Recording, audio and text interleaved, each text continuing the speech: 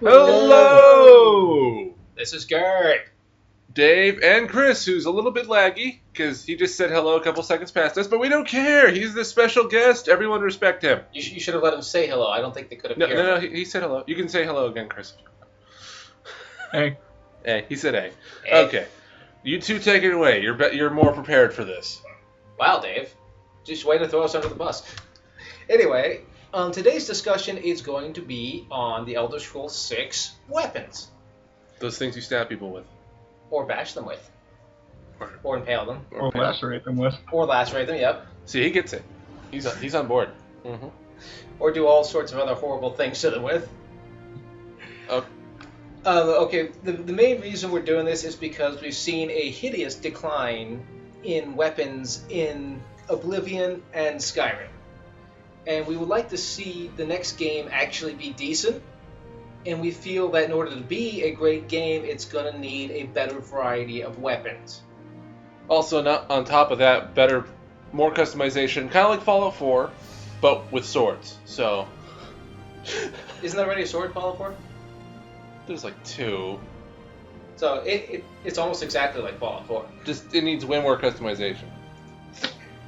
But we do have a list of things that we would like to go through. Each one's going to be a topic we talk about.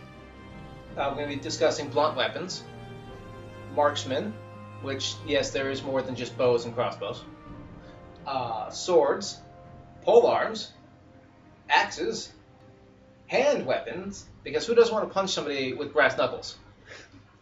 I do. Shields are kind of, well, you can use them in an offensive fashion. So they're on the list, sort of. Weapon upgrades, enchantments, degradation, that kind of thing. Racial variants and exotic weapons, and how we could get them into the game without BSing lore. Two-handing versus one-handing weapons, like you can in Dark Souls. That's a list. That's a list. It is a list, Dave. How observant of you. I'm very observant. I was more saying that's a list by implying that it was a long list. Yes, I got it there. So this video is probably going to be rather long. There will be annotations on screen to skip to the weapon class you're interested in, or you just watch the whole thing. We'd appreciate that more. Give us the watch time. Yes. Yeah, let's just get this kicked off.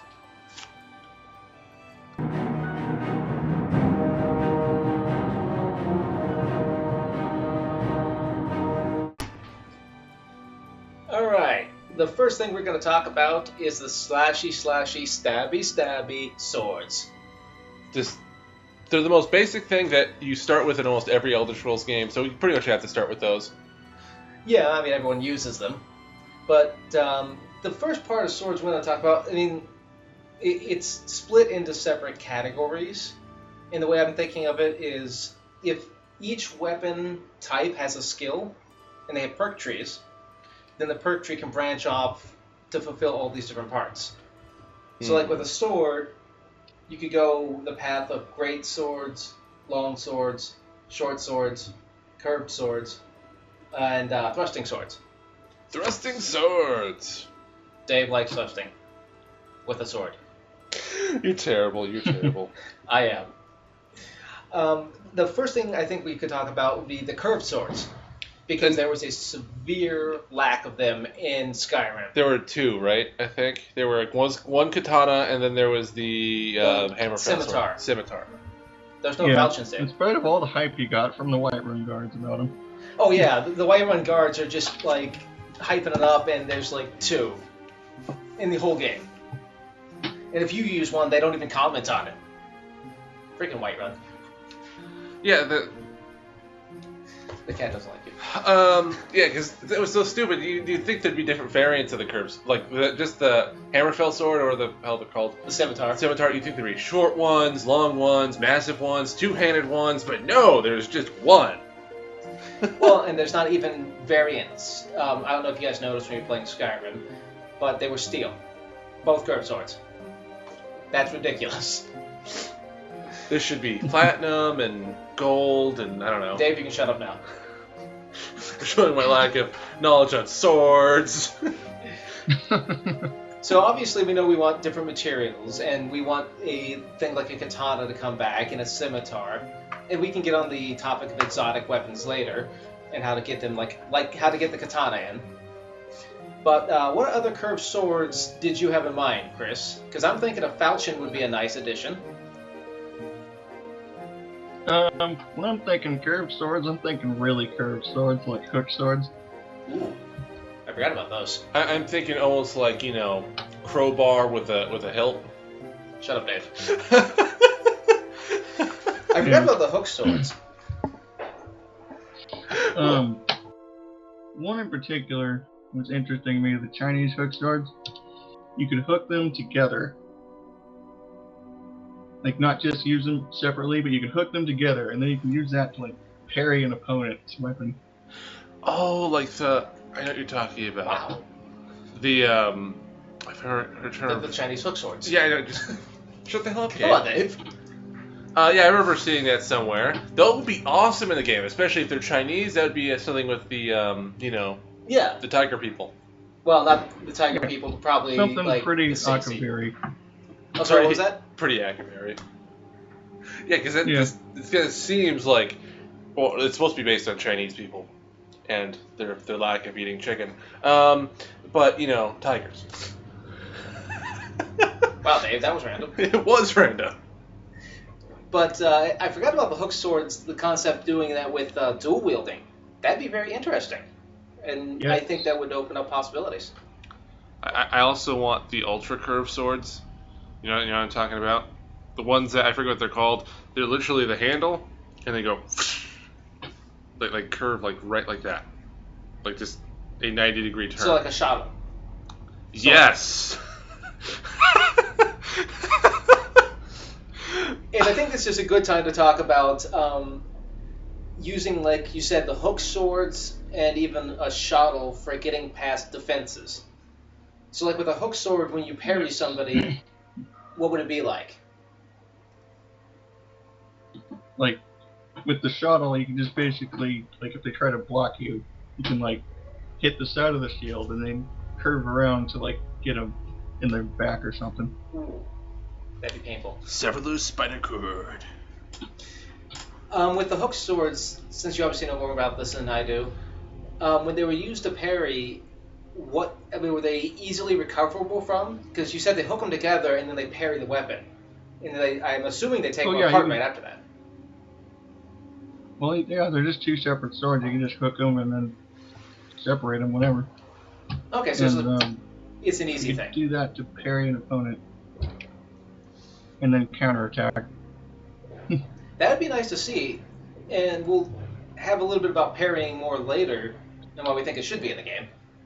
Because, that's just amazing. Dark Souls made it a thing, and it should be a thing in Elder Scrolls. Yes.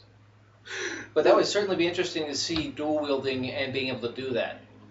Now, obviously, do you think that would be like a higher level perk you can get, or do you think it should be like a base thing that they start with?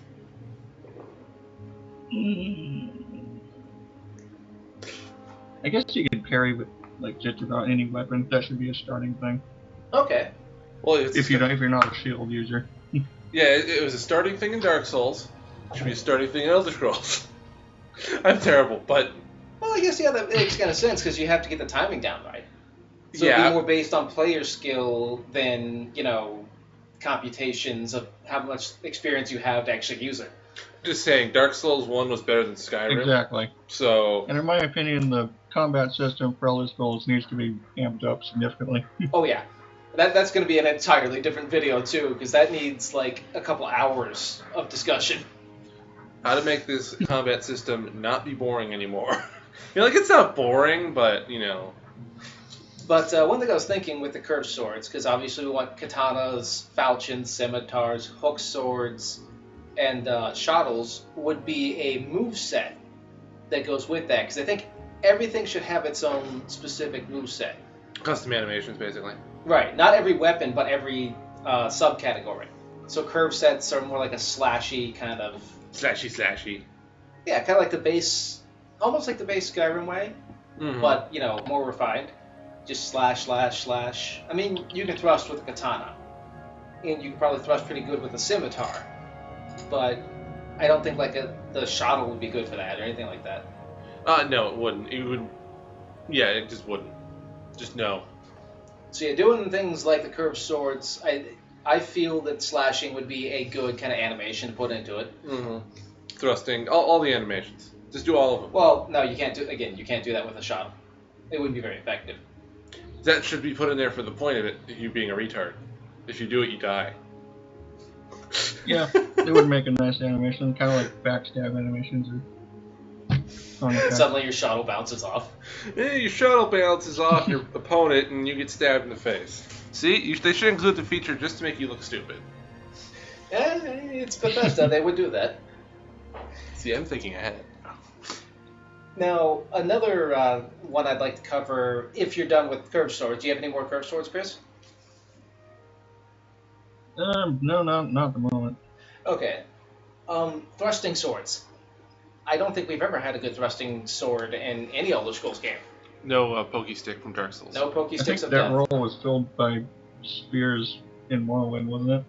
Spears in Morrowind, they were great for thrusting, Unfortunately, spears don't exist in Oblivion or Skyrim. sadly. Uh, I was thinking adding in something along the lines of a rapier or an S-stock, and having that be just like a thrust animation. just a poke. But be able to have your shield S-stock up and OP, defend from please behind nerf. it, too. That's Taco P, please, nerf. I love that. Wait, is that what Chris just said? Yeah, you can't hear him? No, the echo. Oh, yeah. I'm still dealing with the echo. You feel like it. I would just like to know if it would be kind of weird if it was like if you're playing it first person. It would kind of feel weird just doing a poke forward animation. Well, you can't really slash that well with rapier. I mean, you can, but they're not going to cause as much damage as thrusting. Mm-hmm. So I think their main thing should be thrust. Okay. And whether or not it's behind a shield is irrelevant. I mean, obviously you can put your shield up and thrust and then bring it back up. I'm just saying it might look awkward. What do you think, Chris? Yeah. I think thrusting sword would be a great addition. Plus, they should be able to be like affected by the type of armor you're wearing. Yes. As to whether thrusting would be good against that. Chainmail? You dead. Yeah. Mm-hmm. But like plate mail, it's probably going to bounce up. Mm-hmm. And of course, that would not be applicable to like a Daedric rapier. And there's not really a huge variety of thrusting swords. I mean, there's different styles of rapiers. But adding in, maybe some more variety, some BS in swords. I was thinking, this is going to sound cruel, a sword that's a thrusting sword is kind of like a barbed rapier. A barbed? Actually, that would be the Daedric one. The barbed one, just Kirk's set from Dark Souls. Yeah, I remember that. Barbed sword. Just take the barbed sword from in there that he drops. There's your rapier. I don't think that was a thrusting sword, Dave. Make it a thrusting sword. I don't put that fancy guard thing on it. That's what makes it a rapier or S-stock, right? Is the fancy guard. Well, no, the S-stock actually doesn't have a fancy guard. It's just the standard T affair. How boring. Yeah. But with the S-stock, you could do a more power attack where you put your hand on the guard and thrust it forward, kind of like Ornstein does with the spear. Okay. So there would definitely be a downside to using them because they're not as strong, but there's a unique moveset that might be more viable in hallways. See, if I was playing any other game, I'd just simply say I'd take the shotgun and hallways won't be a problem. But, this is Skyrim, or Elder Scrolls. Wow, Dave. You're done. You just called it Skyrim. Skyrim. Dave, you failed. I did fail. You can kill me now. I'm okay with it.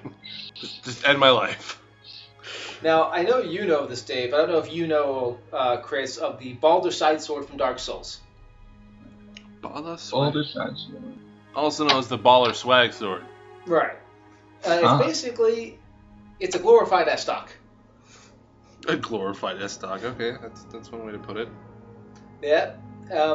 It has swinging animations, but what I'm getting at here is it's thicker than the S-stock or the rapier. So do you think, like,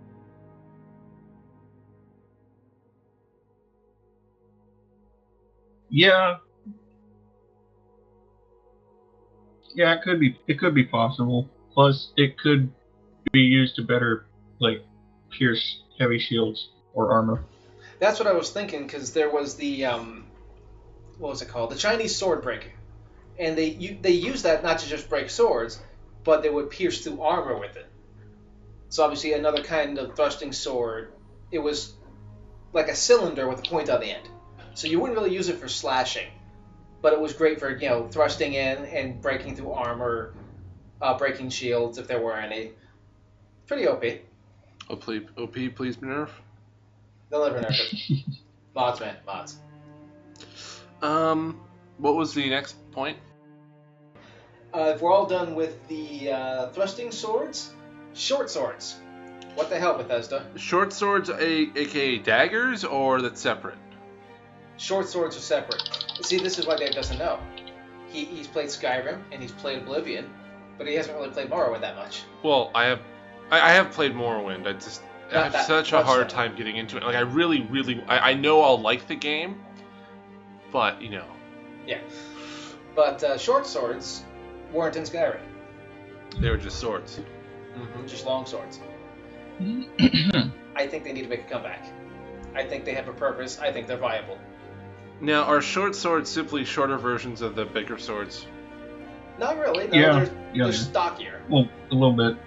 Yeah, they're kind of similar, but they're a little bit stockier, and they're more for like. Have you seen Gladius, right? Yes, I've seen Gladius.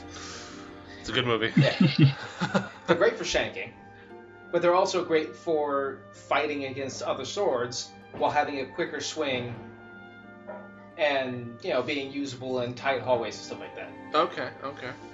Not that makes So sense. almost like a long dagger. A long dagger, basically. Long dagger, that's a better way to put it, because you said shanks earlier, and all of a sudden I just thought of, you know what?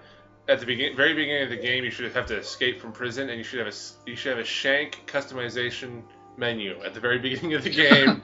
Wow, Dave. Hey, I'm thinking about it for Bethesda. But I mean, obviously, short swords. There could be various things, variants of them. Well, if you're a Khajiit, you don't need a shank. Wow. That's awesome. You have a shank built into your arm somewhere. You're just, It's Khajiits. They're thugs. They always have a shank on them somewhere. But what do you think about short swords, Chris? Yeah, short swords. Yeah. Not a whole lot. I mean, they just seem like long daggers to me. So, maybe for like really close quarters, like for getting in someone's face. Well, getting underneath armor and stuff like that. Like with plate armor, they were great for stabbing up underneath the armor. And they're great for offhand weapons. Weak spots. That's true. Yeah. See, the thing with me, though, is that, the short swords, it's like, well, why bother having a short sword when you can have a dagger? Because short sword has more reach than a dagger, but it's lighter weight than a sword. So your offhand, it has an easier time with it while still having a reach advantage. See, I would just take daggers. That's all right. I would actually prefer the lighter weightness, but, Okay, that's good for you, Dave. Not everybody's you. Everyone should be me, though. No. Okay, well, personally, I think they should be back in the game. And I think that there should be a variety of them, like there'd be a variety with regular swords, including the wakizashi, that hasn't been in the game since Morrowind. Yeah, actually, that would be cool. Short katanas. And maybe curved short swords could be a thing. Curved short swords. I just thought curved dagger. And the Daedric dagger Morrowind was curved. But yeah, I think short swords for mostly offhand wielding and kind of getting underneath armor, getting close to them, and stabbing it in there would be ideal. Especially if you're role-playing as somebody who's going like with a Roman build. They use short swords quite often. The Spartans used them. I know the samurai used them, and some knights used them. So they're perfectly viable, just short. Then if you're playing as a Bosmer, it'd be a great sword. Playing as an Asian, they're perfect for you. Well, did you see the pun I did there? If Yeah, you're playing as a Bosmer, it's a great sword. The short sword is a great sword. So it'd be fair to the boss bird. Ah, Bad pun, Gabe. Bad pun. that's Are we all done with short swords? Yeah, I mean, I didn't have much else to say about them other than I want to see them return. And I think that they should have a special move set for basically shanking into armor as a killing move that other weapons might not have. I'm going to just say, this video is going to take a long time, isn't it? Yes. Okay. Next on swords. Long swords. The Long obvious one. Long swords are long. Well, and they haven't been taken out of the games, thankfully. Don't give Bethesda ideas, though. And you will not have any long swords, just daggers. Don't give them ideas, Dave. But obviously, we know that those and great swords are going to make a return. But I think that they should be kind of different in the skill tree and have different move sets. So this last point on swords is going to be kind of comparing the two. Because in Skyrim, you can go pick up a long sword and wield it like crazy in one hand, and then go pick up a claymore and use it the exact same way. Claymore are two-handed. I know. That's why it's a problem, Dave.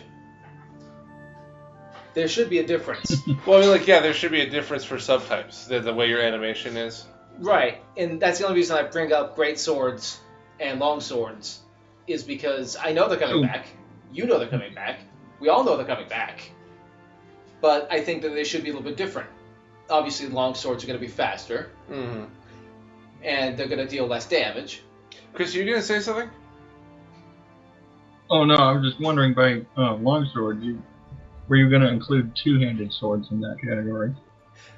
Yes, but I was going to hopefully keep them for a separate thing, two-handing versus one-handing your swords. So we will get to that. But for right now, I'm just thinking more in terms of being able to use a long sword and not being able to automatically pick up a great sword and use it, and having separate animations. Oh, no. Because that was stupid in Skyrim. I just picked this because daggers and short swords, or just daggers and swords were considered both one-handed weapons, so you just pick them up and just use them. It's like there should be a separate skill tree for every subtype. Right. Yeah, that's all I have to say on that.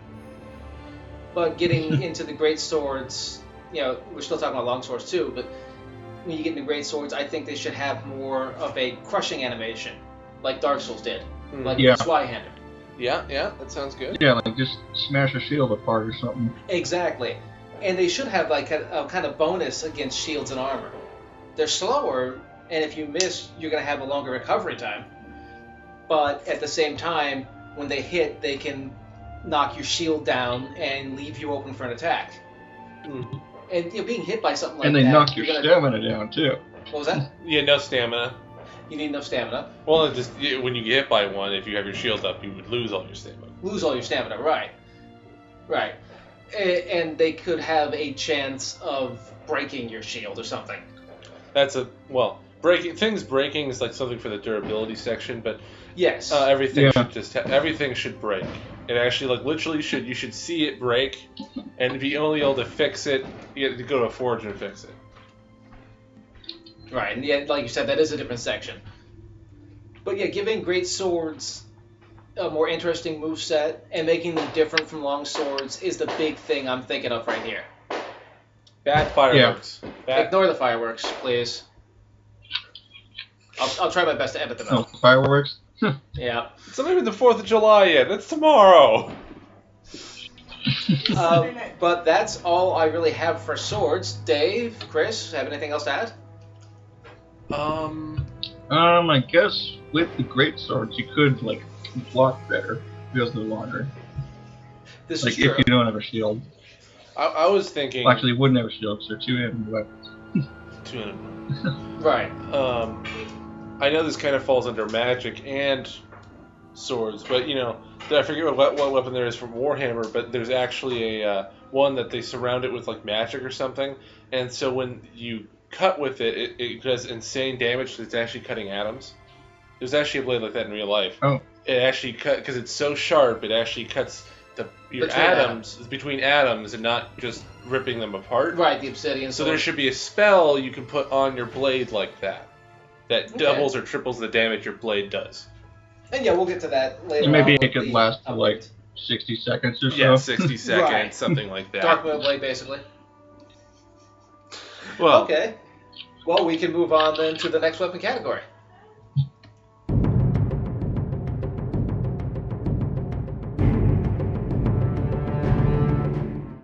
okay. Next, we are going to be talking about ranged weapons. Something like crossbows, bows, possibility of guns. So, Gabe, take it away. And Well, Chris. actually, I was going to let Chris take it away because you know more about the older guns than I do. And if that's going to be in the game at all, then we should probably cover that first. Chris, take it away. Alright, guns. If they are to be added, they should probably be a relatively new invention, just to rationalize there not being in any previous games. True. And we should stick to very early firearms like the arquebus or flintlock pistol. And they should be able to hit harder than bows or crossbows, but the ammunition for them should be harder to come by and more expensive. I can definitely go with that. I would say they'd also have to be less accurate. I mean, like, back then they weren't even very accurate anyway. What do you think about not enchanting too it? accurate. They're like mid to close range weapons at best. Right. But do you think a player should be able to enchant Yeah. it? Yeah. That would be awesome. Well, yeah. May as well, right? Just Yeah, and enchant your gun and shoot shoot fire bullets. fire bullets. That would be No. really awesome. That'd be interesting. I could definitely get down with that. Wait. Oh, never mind. But I was But gonna. yeah, close range, they would be devastating against armor. Not sure about shields. Shields might be able to block some of the bullets. I was thinking about before that I think you should be able to find a purely magic-based weapon that shoots. that shoot. You mean like staffs? Well, no, I mean, like a magic-based gun. It has no ammo. It literally shoots fireballs in place of your hands. Wow, Dave. That's just That innovative. could work. They haven't been using staffs for that for years or anything. Hey! Shut the hell up! It's like there's only one. It's experimental. I don't It know. explodes. has a 1% chance of backfiring and killing you instantly. Thanks, College of Winterhold. You already destroyed the city, and now you're killing people with your guns. Now, what do you think about them being various materials? Do you think they should be limited to just steel and iron, so they don't become too OP? Yeah, for the most part, so that people aren't just shooting things with guns 24/7. I We think don't want to like, make this Compton. an FPS game. that's true. I think you should be able to find one Daedric cannon. Really, Dave? Maybe the bullets or the ammo could come from different materials, but not the guns. Yeah, I could be okay with that. Well, I mean, like, do you remember the cannon from Fallout 4? It's literally, you carry it like this, and it's a cannon. I think just one of them that's a Daedric weapon would be cool. Have you seen the Daedric cannon, Dave, in Oblivion? It comes out of the Oblivion gates. They call it a siege weapon. Mm-hmm. I don't think the player should have access to that kind of technology. It would be small and compact. Destroy a house instead of a city. No, all it does is when you shoot someone, it transfers them to oblivion. You're evil. Yes. And maybe, if they're made of different material, they can get through different types of armor more easily. Okay. Yeah, I think that'd be obsidian bullets. Or buffed with certain types of magic. Okay, like a Daedric bullet buffed with fire. Actually, that goes to Daedrin. I would probably say it would probably actually make more sense that you enchant the bullets, not the gun. Well, the gun can have the enchantment on it, and it's like putting poison on a bow. And then, it drips down on each arrow that you lock in. Something similar to that. I guess. Either way. I don't mind either way. Either way. Okay, so, guns, if in the next game, harder to come by, more expensive ammo. Really powerful. Yeah, Kickback. they shouldn't be so prominent as to detract from the primarily medieval fantasy setting. Right. It should be that like when you walk around with one, people are like, "What's that?" Like you should be able to shoot it in the air and disperse a crowd. That'd be nice. Although the guard would run up to you and say, "Stop that shooting!" Stop those shenanigans! Or what do you say? Shouting. No, hooligans or And maybe guns could be like illegal in certain. Well, actually, no, that wouldn't make sense because they're new. well, I would say that there would like if you go to a more primitive city, that maybe if you had one out on your belt or something, that it was a criminal offense That'd be interesting. because people didn't understand it or something. I don't know. Well, because it kind of calls back to like Japan during the Warring States era. Some samurai refused to use guns because they thought it was dishonorable. There could be something similar in place where certain areas don't want the guns because they think they're too powerful or whatever, and you can get fined for having them. Yeah, Or there could also be like if there's an arena. I could see the orcs doing that. What was that? The orcs. Oh, wow. Like Like not wanting guns because of the honor factor. Or I was gonna say if there's another arena like in Oblivion that guns weren't allowed in there. Right, something like that, too. So, yeah, putting limitations on it to not make it, like, the main weapon of the game. And they'd have to call them something else other than guns, like firebusters or something. I don't know. Shooty. Shooty. I don't know. Just to sound more. Boomstick. Boomsticks would be awesome. This is a small boomstick. This is a long boomstick. This is my boomstick. That's his boomstick. This is a magical boomstick. Okay, so I think we've done pretty good on guns. Anything else to add, guys? No, I'm good. The only enchantment I can see for like a gun itself is maybe setting it up like temporarily as a turret. That would be interesting. Actually, yeah, it would be. That's a really good idea. Alteration. You could give your gun to your summon, like your Atronach. Oh god, Dave. No, astronauts don't need guns. You really didn't see the Oblivion Crisis, did you? Alright, let's move on to something just as controversial. What? Throwing weapons. Ninja stars. Needs to be ninja stars. Throwing weapons. We need throwing daggers back. Oh yes. Big time. Throwing daggers. And Good. maybe tomahawks. Tomahawks. That would be amazing. Jarate. No, Dave. Why not? No urine in a potion bottle. Why not? I'd say you should, and then you can light them on fire. Well, I was going to say something similar with throwable potions. Throwable poison. That would be awesome. Mm-hmm. Throwable poison. Mm-hmm. Kind of like there was That just the makes me pyro think tar of in Minecraft so much. What was that? Minecraft. Throwable. Because remember you could throw poison in Minecraft. Oh, that would be a good way to, well, I guess Microsoft does it now, so it wouldn't anger Notch. Oh, darn. What is Notch even doing? I didn't look that up after this. He's rich. That's what he does. I know he lives in LA, but besides. That's not the point. Yeah.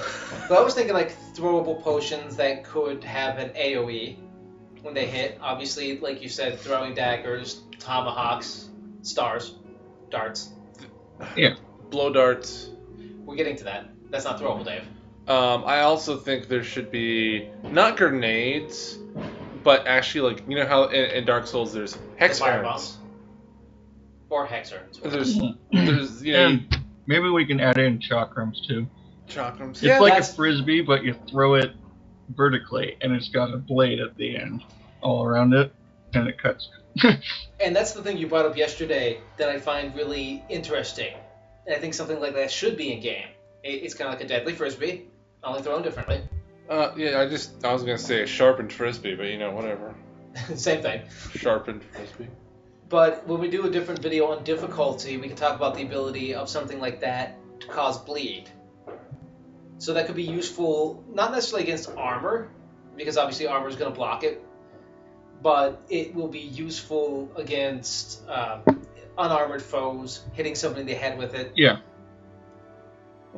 That would definitely be interesting. And if you guys don't know what that is, go look it up. It's basically a ring with a blade around it. What about weaponized boomerang? Yes. Do they even have boomerangs in the Elder Scrolls universe? What? Is bleed even a stat in Elder Scrolls? What was that? Bleed even a status debuff? Oh, in bleed? Elder Scrolls, yeah. Yeah, is it? Do you get bled out? If it isn't, it should be. Not in the way. It sounds more like a Dark Souls thing. Yeah, it's a Dark Souls thing. And again, that can be a different thing for difficulty video. But I know in Skyrim there was something that could cause. I think it's the blooded targe could cause you to bleed. I don't remember, but the only downside is I think if we have a weaponized boomerang is that, you know, when it comes back, you have a 50-50 chance of bleeding yourself. Or you could catch it with magic. There you go. Use the force loop. Yeah, the magic frisbee comes with a magic staff, and you have the magic staff, and you throw it with the staff. Or if you just have the bound weapon version. Bound? Bound boomerang. That would be awesome. Well, I mean, everyone says Black Marsh is like the Australia of Tamriel. So, I mean, if it does take place in Black Marsh, that could be a thing. That would be hilariously awesome. So just some ideas for throwing weapons. Obviously, you know, we want them back regardless of how many are in there. But when you brought up throwing daggers and even tomahawks, that kind of reminded, English please, of in Morrowind you can get a glass throwing dagger and a steel one. I think that you should be able to get them of different materials because an assassin needs variety. If you're going to murder someone, you can't make it boring.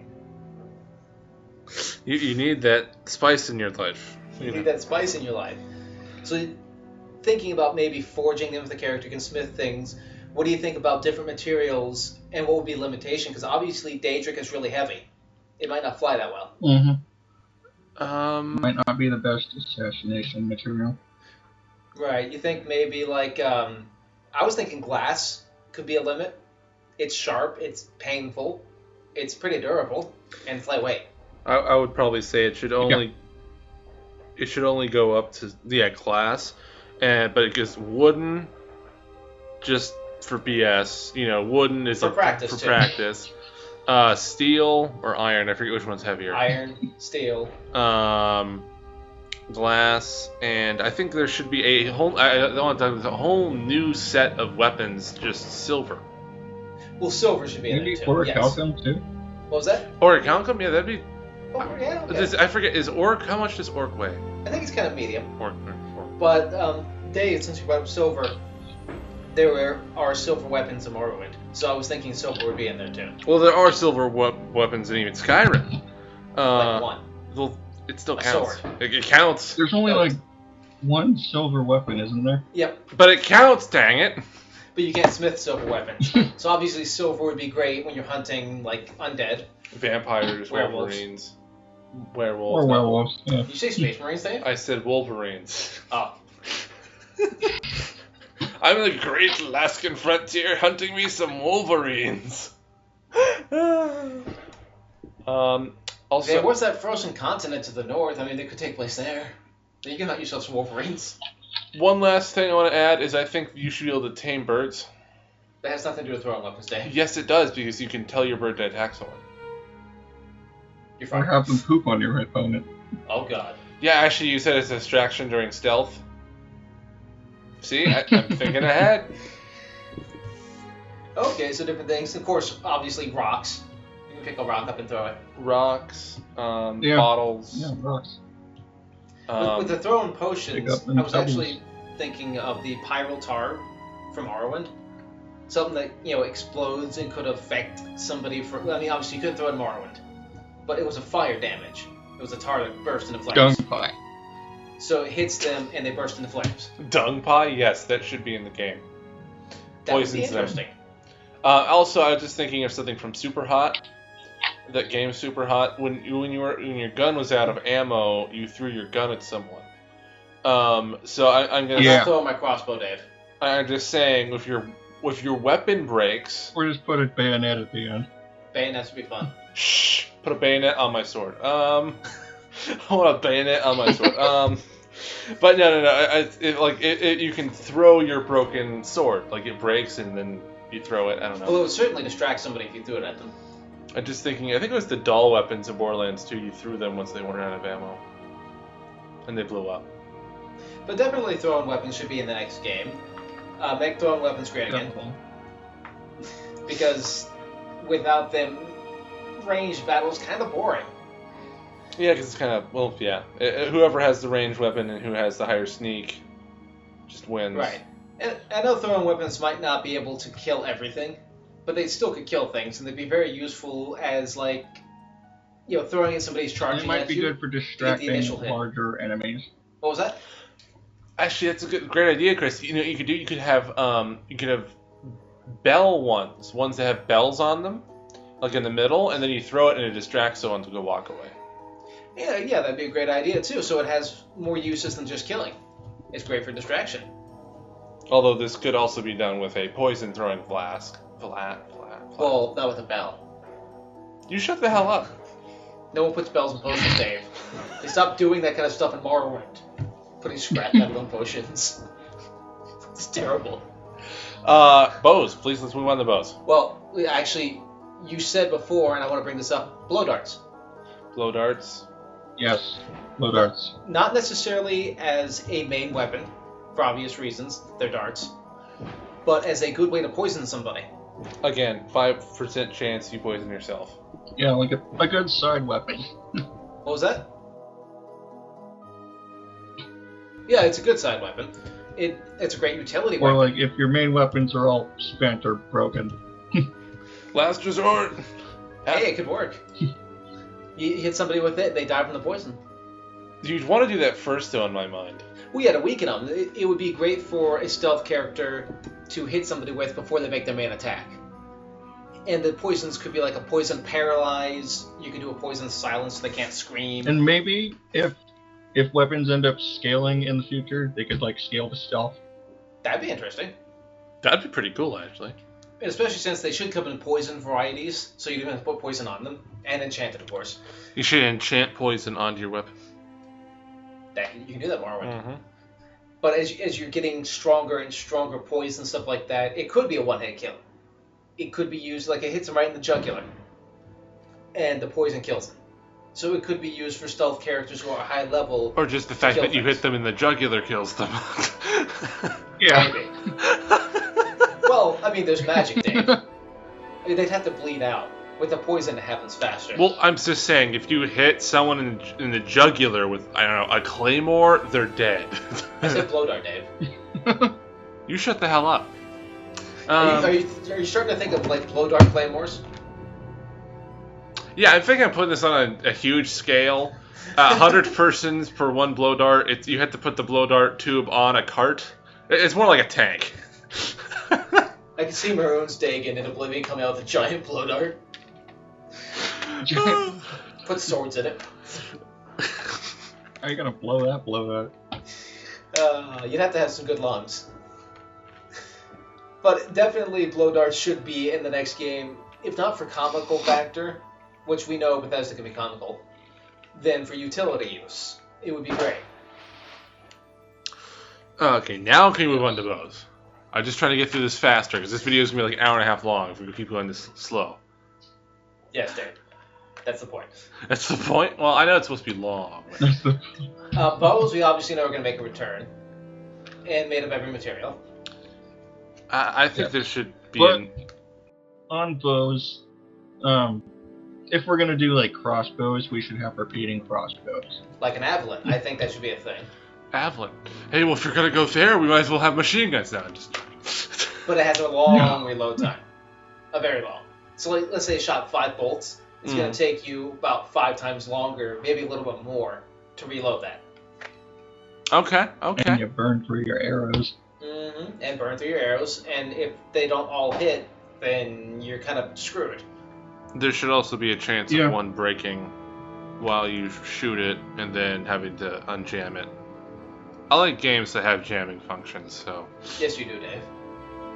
But something I think would benefit both crossbows and bows, and you guys tell me if you like this idea, bayonets, sort of.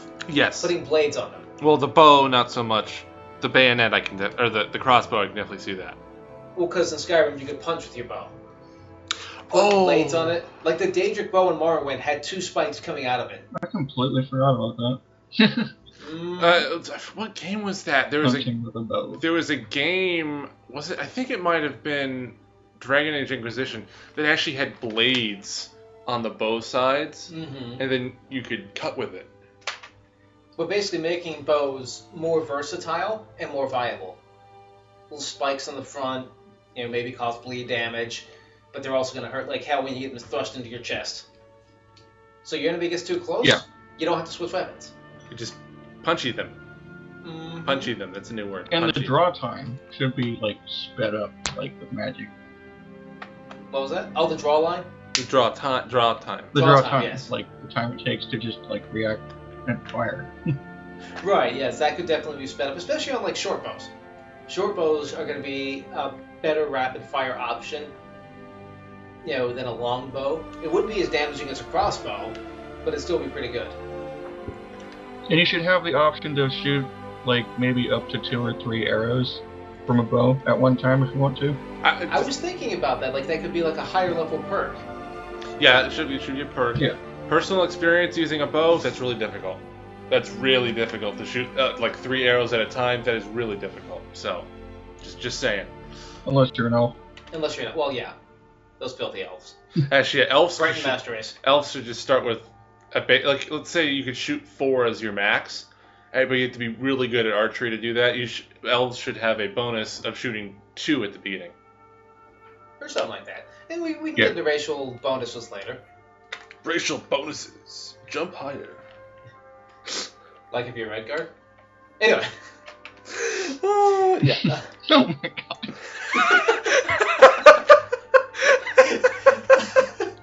I do what I can. But yeah, shooting multiple arrows at one time. Barbed arrows, obviously, those were in Skyrim. Daedric arrows. Well, they weren't. The barbed arrows in Skyrim were Daedric. Or was that Oblivion? I don't know. I don't remember. I hated Oblivion, so. But yeah, arrow variants coming from the bows. Barbed versus not barbed, poisoned. That has to be a thing. And arrow crafting should be built into the game. Oh yeah. Not brought in with DLC. Hey Bethesda, here's looking at you. Or just custom arrows. Like you could make a layout for an arrow, like where the feathers are positioned. To make it fly longer. Or like that. what kind of head it has, what the tip is, what the shaft is made out of, all that kind of stuff. Whether the shaft is hollow, whether the tip has there's different all sorts of different tips. You could have poison. You could actually have glass tips filled with poison. That would be very interesting. See, this is the one reason I'm here, because I can shoot a bow. That's the you one. Can. Dave is experienced. It's the only reason I'm here. And expanding what Chris said about it being in the game originally without DLC, same with crossbows, please. Custom masks. I don't know why I just thought of that. Keep moving. But yeah, bows, they don't really need to do too much too. I just think that they could, expand on it, like you said, with different types of arrows, different attachments to the bow, make it a more viable kind of combat. Mm-hmm. Yeah.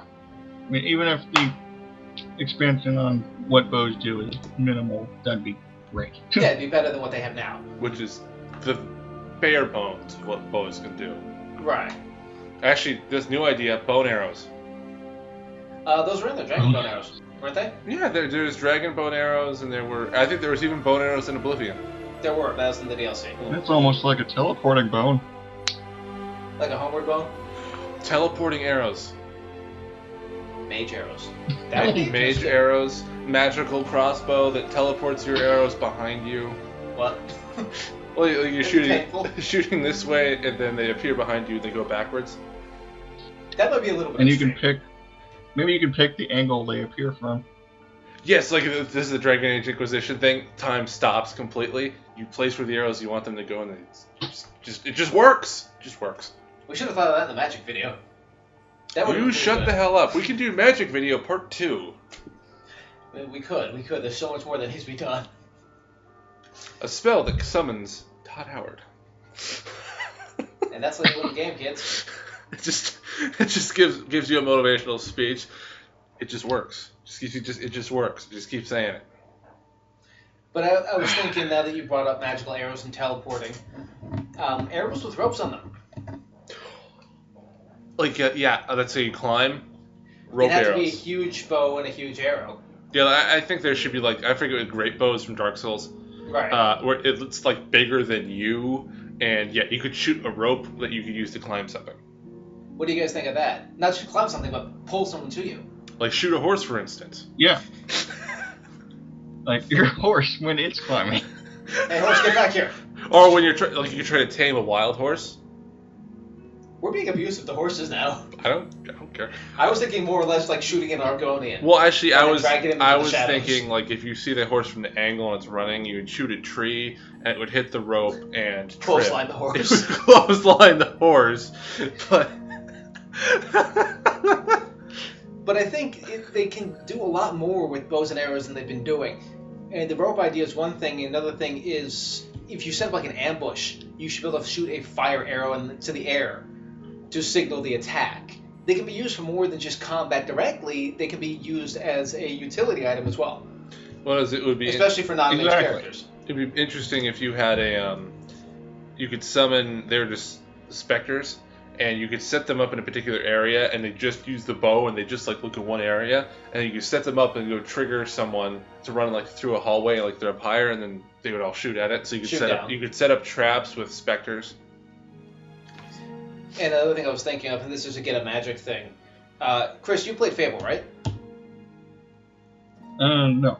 Oh. What? Well, there's a spell in Fable that you can get that affects your bow, where you shoot one arrow and a bunch of magical arrows come out of it, kind of like they fly outward and they fly towards your target, curving around. I think something like that should be possible for a high-level mage who uses bows. So, make bows really interesting. Pretty high level. that had to be pretty high. Well, it was pretty high level in Fable. I think it was quite high. An okay level. It wasn't overpowered. That's the thing, is it doesn't do an insta-kill. They're pure magic. They're not physical. What was that? He said it sounds overpowered. You need to. Well, yeah, you can nerf them. It doesn't have to be like a one-shot, but it could stagger somebody. Instead of like just a single arrow staggering somebody, if you launch a multi-arrow like that, where magical arrows come out, it staggers them. It doesn't necessarily have to kill them, but it could help you in combat, and it could make it a lot of fun. And compete with guns like that, because guns can't do that. So if guns in the next game, this would be a reason not to use them. Guns can't do that. Multi-bullet. That'd be horrible. Terrible and horrible. Torrible. Torrible. Oh, yeah. Bullet hell. Goes arrows. Oh, God. I don't hate bullet hell games. I just have a very distinct dislike of them. We all do, Dave. But for a crossbow, obviously, multi-shot might be a little bit overpowered, because if we have one that's like a semi-automatic crossbow with the 3 or 4 shots at one time, it'd be kind of overkill. I was going to say, what would be the max amount of shots an Avalon fully upgraded could shoot? Like 6? I'd say 6 is a bit much. I'd say maybe 4, so it doesn't become too powerful. Well, I would say you could only make it 6 when you're... 4 sounds good. 4? Okay. Yeah. And if you could dual wield, that'd be even worse. No dual wielding Avalons. That would be awful. Mow down the competition. Wait, no dual wielding? No, dual wielding Avalons. Well, no, that's when you give Lydia an Avalon. And then she shoots you with it because she's not, sure of what she's doing. That's a whole other topic of more than one companion. But, yeah. Just a quick thing, though. If they have a dog, just like they in Fallout 4, well, people don't know this, there was actually a code in there that originally you were supposed to take the dog and a companion, and at the last minute Bethesda took it out. Because there's secret lines of people saying, oh, look, the companion and his friend and his dog. Why are these 2 people with you? I know it's off topic, but that needs to be in the next game where you can have an animal and your companion. So technically you could have a Khajiit and an Ord. Yes! All right, Chris, anything else to add to bows and crossbows that you wanted to see? No, I think we're pretty much covered that. All right. We're moving on to the next topic.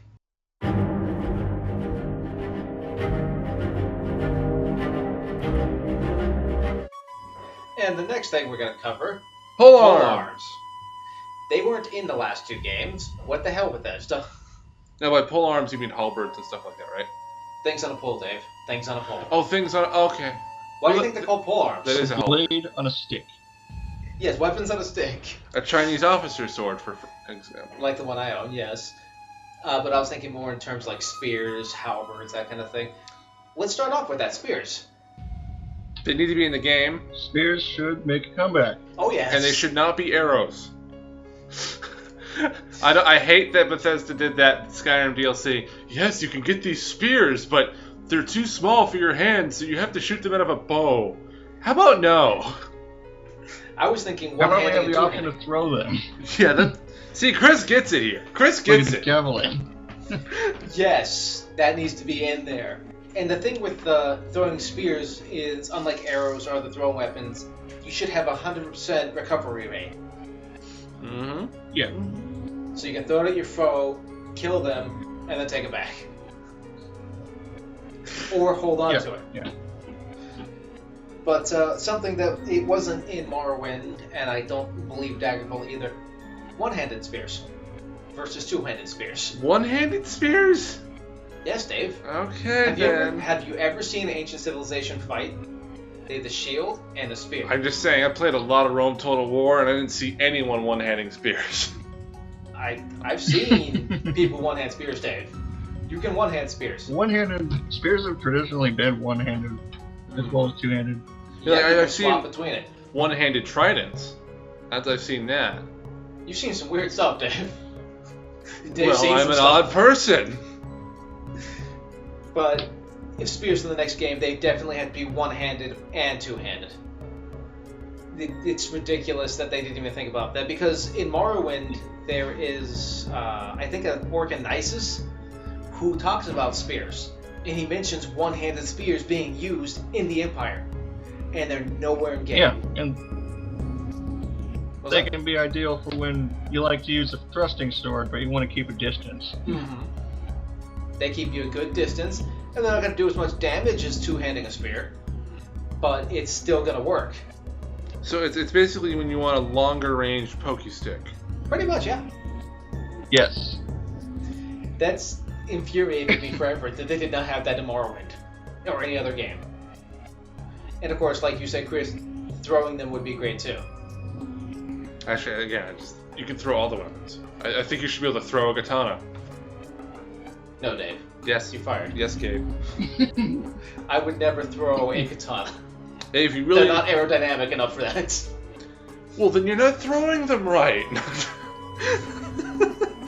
Let's chuck this curve sword. But spears, in terms of materials, do you think doing like material upgrades should be the shaft and the head, or just the head?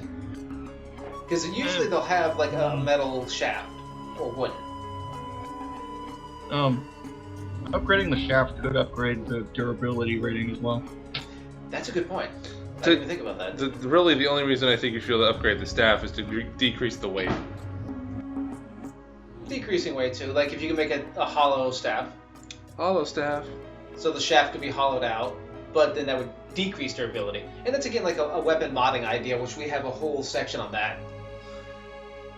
But being able to upgrade the shaft, I guess, would be great, and then the head as well.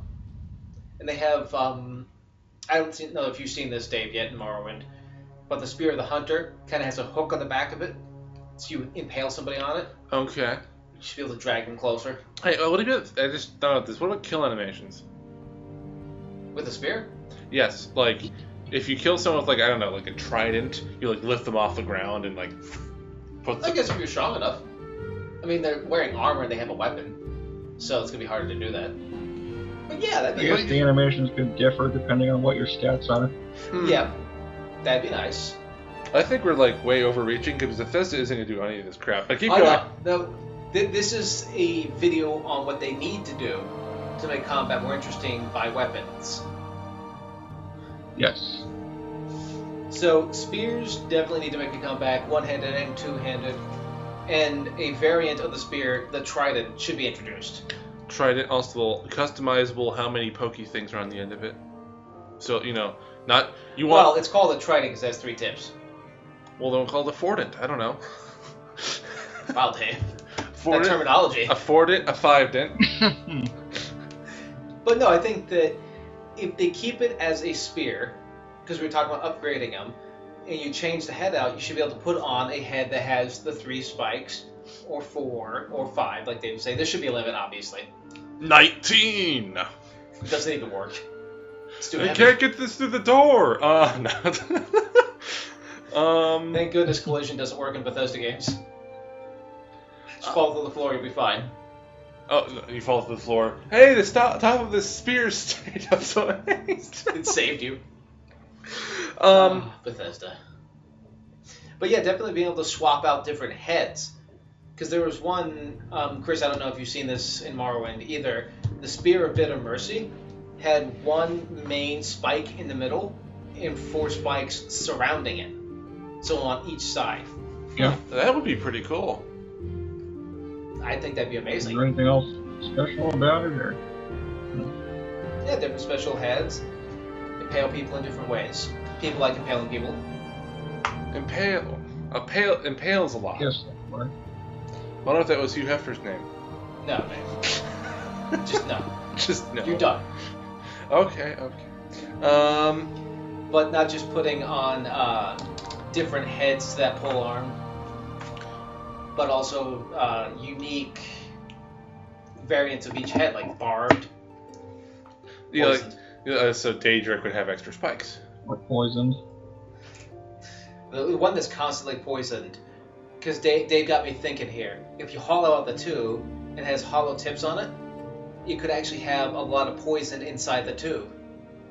That'd be really cool. So it could be poisoned, and it already poisons, and it could be enchanted. Maybe something an Argonian could use. That they could come up with. Yeah, the special Argonian weapon. Poisonous pokey stick. Because, if you hollow out that shaft, there's things you can do with it. And there was also, in Morrowind, there were spring-reinforced darts. So when you threw them, when they hit the target, supposedly the spring goes off and does even more damage. So maybe something like that inside the shaft. That'd be pretty cool, okay. Or yeah, you could actually just have Sounds pretty neat. pretty spring-loaded spear. All it is a stick, and then you push back the top, obviously, into it, and then you get close to it, and it just sticks Kind out. of jettisons out. Jettisons out forward and impales someone. It could give you more reach. And of course, spears shouldn't just be one length. They should be various lengths. Mm-hmm. Because there are some pretty long spears. Of course, the further you get away, the less damage you're going to do because it takes more force to move it. Okay. Yeah. So, ups and downs to it. But I was also thinking, and Chris, tell me what you think of this, using a trident or a multi-headed spear to kind of block a weapon. Well, I think you could catch a weapon with it, and then, Force turn away. it to, disarm the opponent. That'd be certainly interesting. Obviously, that should be a higher level skill. Because if Yeah. you screw that up, you could get killed. Yeah. It would be kind of interesting. Is you could also use that to break a weapon, obviously. Or you can just If you- catch the weapon and then immediately, counterattack with the other end and, poke your enemy. Yeah, There's that. that's true. You actually double-ended Especially twist. if it's like a double-bladed pole arm. That'd be interesting. Because I know some spears used to have little metal tips on the bottom for something very similar. For bashing into people. Like maybe put a hook on it, like a little blade, just to slash them with. Well, I've heard and read about spears that have metal balls on the end of them to smash shields. This is getting interesting. Yeah, you could have on the end of the spear, or just certain swords would have really big balls on the end of them, steel balls, and you Those bash called pommels, Dave. That'd be really a long big sword. steel pommel balls, and you use that to break a shield. Yes, Dave. Bashing should definitely be in. But I think it's more spear focused here because spears having 2 different ends is very interesting. Double-ended spear. You just want to see Vivek spear, don't you, Dave? No, You talk about balls. I'm and not spears. talking about Munstra. Munstra. Munstra? Really? I don't remember how you say it. Wow. Vivek's offended. He And- should be. Maybe that's a weapon you can find in game, Vivek spear. Knowing what it's made of, though, You I should would be look able it to lace your spear tip with spuma. up. That would be amazing. I wonder how that would affect Khajiits. Yeah, I was gonna say, if you'd have Khajiits fighting with themselves just so they could hurt each other with the skooma tips. I mean, like, Make Tamriel drugged again. I was saying, what was I saying a couple days ago about skooma? There's something I was thinking that should be in the game had to do with skooma. I don't remember what it is now, but it was really funny. Okay, I'll believe you. Oh, what was it? This is where you should write things down, Dan. I swear I said it during a recording. Anyway. But yeah, spears being this interesting would be really great. A lot of different variations, and again, like I said, we will talk about weapon upgrade and enhancements as a whole topic on its own, but giving them this ability would be interesting. To have hollowed out shafts, multi-heads, like Chris said at the back on them. The back, spring-loaded, all sorts of good stuff, yeah. See, Bethesda, if you hadn't taken spears out, you could have made them a lot more interesting. Make spears great again. Now, of course, they'd be thrusting weapons, namely. Well, yeah. But you can still slash with a spear. I was just, for some bizarre reason, just thought of a really weird weapon. Just wouldn't be as effective. Yeah, it wouldn't be as effective slashing with it. Baseball bat that you could use to, well, something like a baseball bat. What weapons? Like a cricket bat, but you could actually use it to hit, like you could throw a rock and hit it, and it would send it flying farther. That's in blunt weapons, Dave. Okay. And we're not playing the scout. That's actually what made me think of it. Was. But now that you bring up baseball bats on sticks, there was a polearm similar to that. It was like kind of having a mace on the end of a long stick. Okay. Mace. So that might be long interesting. mace. Was that just saying really big piece of corn? Deadly. Yes. I was thinking what they could have in as an Akaviri weapon and as an exotic weapon you could get later on, unlocking through smithing, Naginata, and that goes in right with halberds. Yes, Naginatas. Naginatas and halberds. Yes, for halberds, because you know, sorry about the yawn. Naginatas will be more than just a thrusting weapon. Yes, a lot more than just a thrusting weapon. They were horribly done in Morrowind. Halberds and Naginatas added through mods were just bad, because their main attack was thrust. And a halberd and a Naginata are slashing weapons. Slashing over the head. Yeah. Drop down. You should be able to like decapitate an enemy with it. Exactly. And it could have something similar to Or the even their greatsword. horse. That would be pretty cool. Well, greatsword animation, so that's meaning. Is, it's over the head, or you could spin it around, like you do in Dark Souls. Your hurricane. Hurricane, yep. Hurricane Or Hizzacane, Hizzacane. if you would have been feminist. Hizzacane. I think that's a drug. But definitely different materials as well, because I don't think Morrowind had a very good halberd system. It was glass, and I want to say steel. There were actually halberds in that game? Yes. Wow, I have not even seen one of those yet. They're very rare. They should be brought in, and you should be able to make them out of any material. Daedric obviously would be really heavy, and probably you need a counterbalance on the other side of it. But it should be able to be made. You should be able to do it! But I think halberds should have a special advantage over other weapons, because they have a sweeping attack. You should be able to knock somebody off their feet as a high-level skill. That's exactly what I was just thinking. Should be able to sweep them off their feet. Sweep the leg. Sweep the leg. Dave, you don't get that. That's a song by Family Force 5. I don't care. But that would be amazing. Be able to sweep them off their feet. You know how in Skyrim they had that romance system where you just gave somebody something or did a quest for or an amulet? Mm. Well, now you can truly sweep them off their feet. Bad joke, Gabe. Bad joke. Like, yeah, that's how you would propose to someone in the fight. Sweep them off their feet. In the Fighters Guild. That's how you propose to someone in the Fighters Guild. There you go. That would certainly be interesting. But marriage definitely, application. Yeah, definitely add them into the game. And since we're on the topic of polearms, being on a horse, they'd be seriously powerful. OP, please nerf. Yeah, that would just be insane if you had a polearm on a horse. That would just be overpowered. Well, and that kind of brings us to our next section, Dave, which would be something like a pike or lance. It's Yes. a polearm. You should be able to jump off your horse and impale someone. Actually, that would be amazing. Why not jousting? There should be jousting in the game, like as a sport people watch. But also as a combat thing. Horse combat has sucked. I just thought of something absolutely hilarious. Okay, let's say it is set in Black Marsh, right? And then say there's lances. There's Argonian lances. They're like weirder looking. I don't know. Well, you should be able to make them out of anything. It's guar jousting. You ride a guar and you joust. Dave, that's Morrowind. You shut the hell up. Yeah, because in Black Marsh, horse combat wouldn't really be a thing. Right, but if it isn't in Black Marsh, it could be. And they have mounts. Well, it would have to be, whatever the big lizard mount thing is. That I'm hoping they would add instead of stupid horse. But it would be nice as mostly a horse weapon. Because like I said, horse combat sucked. And I don't know about something that. could impale a foe would be great.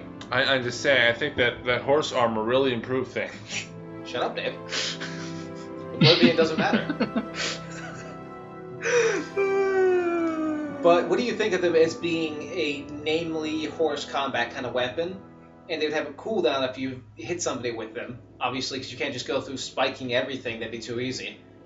So, a 5-second cooldown, only on horseback. Spike all the drinks. Yeah, that seems fair. Yeah, 5-second cooldown. I'm not sure how well a lance would work in that, but definitely pikes. Pikes, lances. Or a javelin. You can just hurl it. Javelins would be horseback javelins. We should have said that in the range. In the range, going back to that real fast, javelins. Going back to polearms. Definitely do that for horse combat. And of course, I think this is going to be the best polearm in the game. And Chris mentioned it earlier today, scythes. Scythes. Yes. Decapitate all the things. Decapitate all of the things. And cut your grass with it. And well, I wasn't just thinking about the great scythe of Dark Souls. Obviously, something similar to that. Mm-hmm. And you can make it out of any material. But also, the regular scythe in Dark Souls is kind of like a poleaxe. Only it's called a scythe. Now, would there be miniature scythes? Because this is something we get actually at work. They're only about this long, and they're scythes. Well, on farms, yes. And maybe as like a, I don't know, like a dagger weapon? Are they long enough for be considered? No, they're this long. They're about 3 feet long. And And a stubby polearm. yeah, I think it'd probably be under axes or something, probably. Well, it can still be under polearms, I guess. Yeah, it's just a stubby polearm. It'd be a lot It would be faster. a stubby scythe, but Well, a scythe. I know. I'm just saying. I'm saying it correctly because you're not. Stubby scythe. Stubby scythe. Those are weird though. I wonder what people use them for. That reminds me, Chris, you showed me something yesterday. It was like a scythe with a chain. Oh, Kusarigama. Yes. Sort of like a ranged scythe. A ranged Mid-range scythe. scythe. A ranged polearm. A ranged With a counterweight at the end. Of the chain. That would be interesting. Although that probably should have been in the range as well, but I guess it fits in this as well. Whoa. Because, I mean, scythes. They're polearms. Yes. Scythe. This just gave me a brilliant idea. What? If scythes are in the game, have that weapon inside a hollow scythe pole. You can swap it out. You can, on the fly, change. You pull off the head, here's the chain, here's the counterweight, and you're back in business, like if your shaft breaks. But yeah, But Kusarigama. Either with the counterweight at the end or with another blade end in place of the counterweight. that'd be nice. And again, you could always incorporate that. And in maybe the pole. we can have like a retractable one that can retract the chain back, and you can have a quick access to like a short range weapon, melee weapon. That'd be nice. And like Dave said, the little shorter scythes, maybe you could dual wield those. And that's what made me think of that. You could hold one in each hand, have the chain in the middle, and if someone's striking, pull the chain taunt, and then wrap it around the sword as it comes down. Yeah. I don't know why I just thought of this. Obviously, it wouldn't really work in Black Marsh, but you could climb mountains with those that had ice on them. Well, Dave, it might not be in Black Marsh. It could be anywhere. So we're just talking generally of weapons. So anything more to add about scythes, Chris? No, except for maybe a unique finishing animation. That would be very nice. Although now you bring up a unique finish animation, I was thinking different movesets. Because most of the weapons we're talking about here are thrust, except for a halberd. And a halberd is a swinging weapon. The way the blade is curved on a scythe, it'd have to be a little bit more unique. More unique, okay. Oh, while we're still, I'm thinking because we're still on pole arms. I'm thinking like, what about staffs?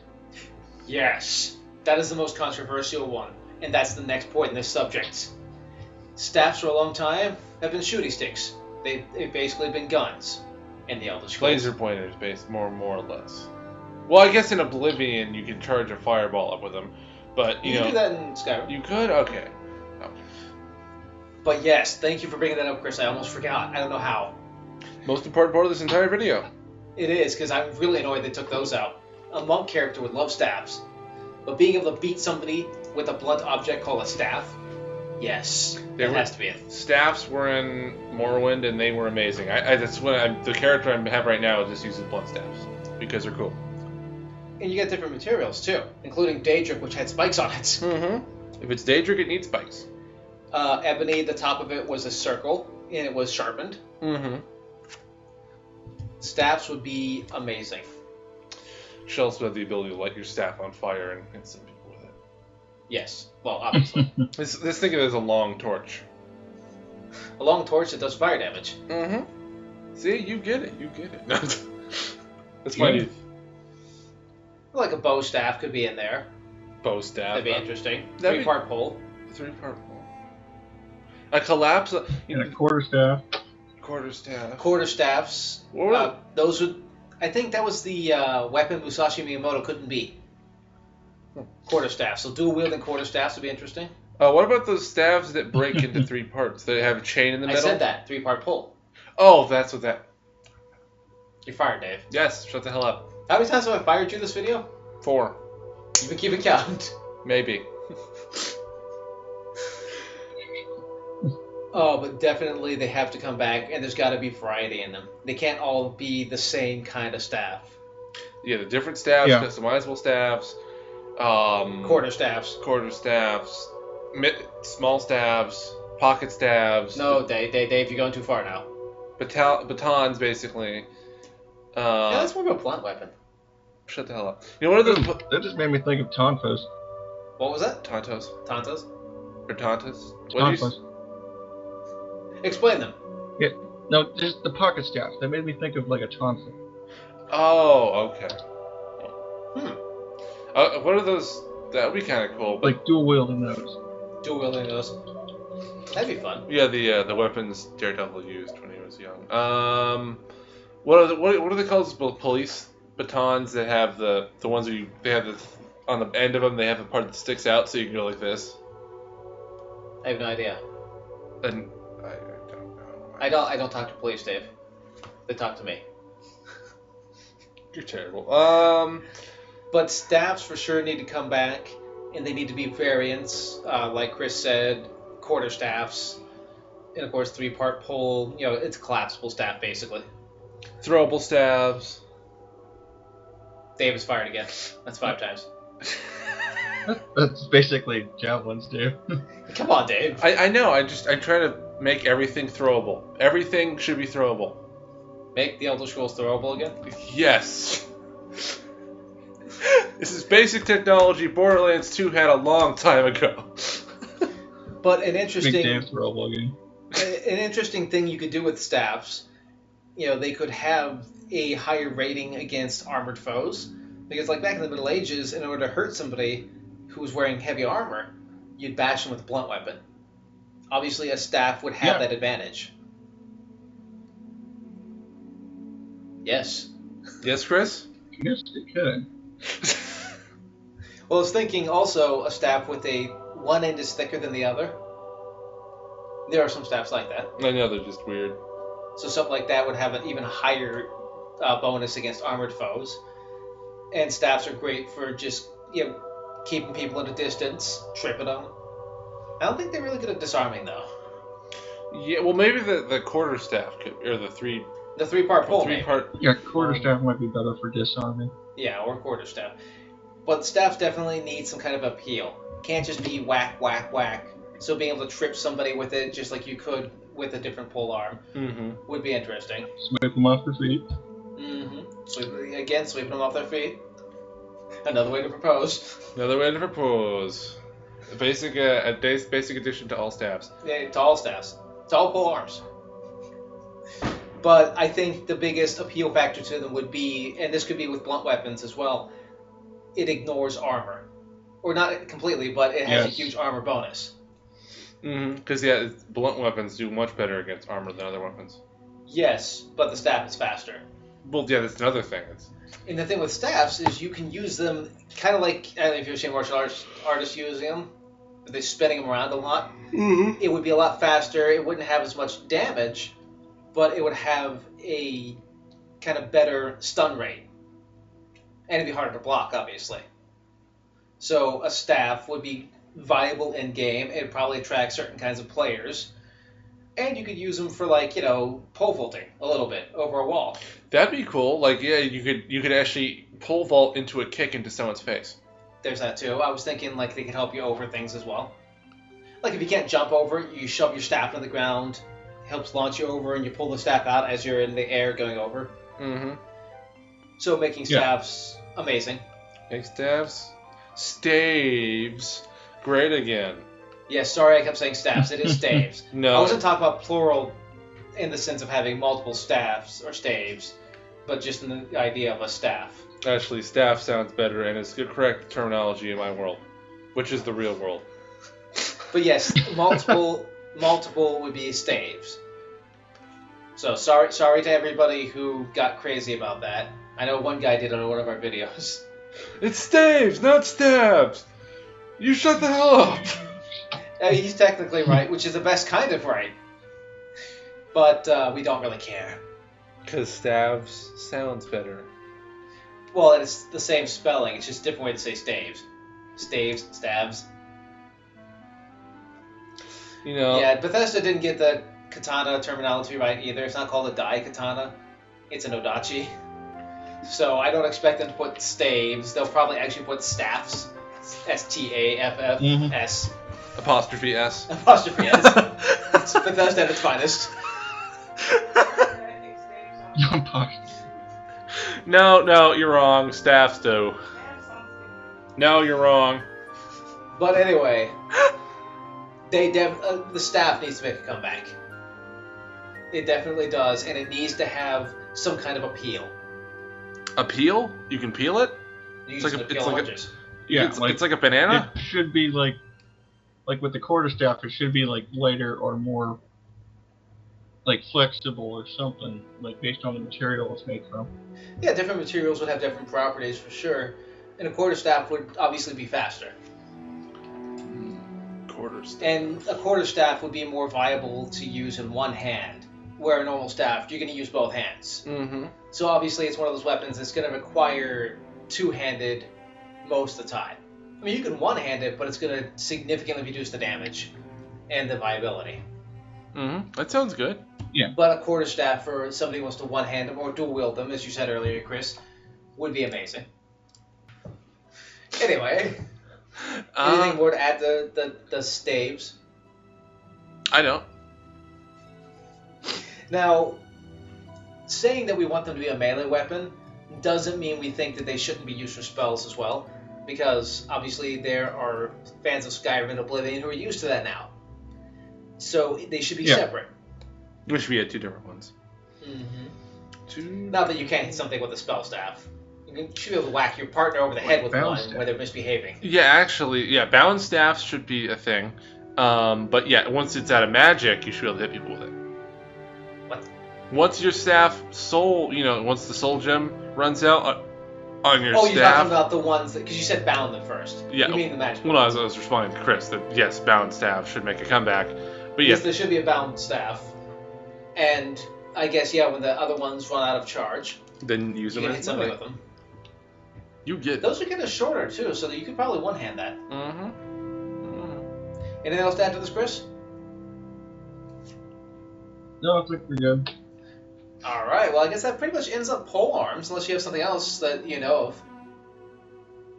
Dave. No, I don't have anything else. Chris? No, I think we're good. I think we're done here. All right. Okay, well, that's the end of that.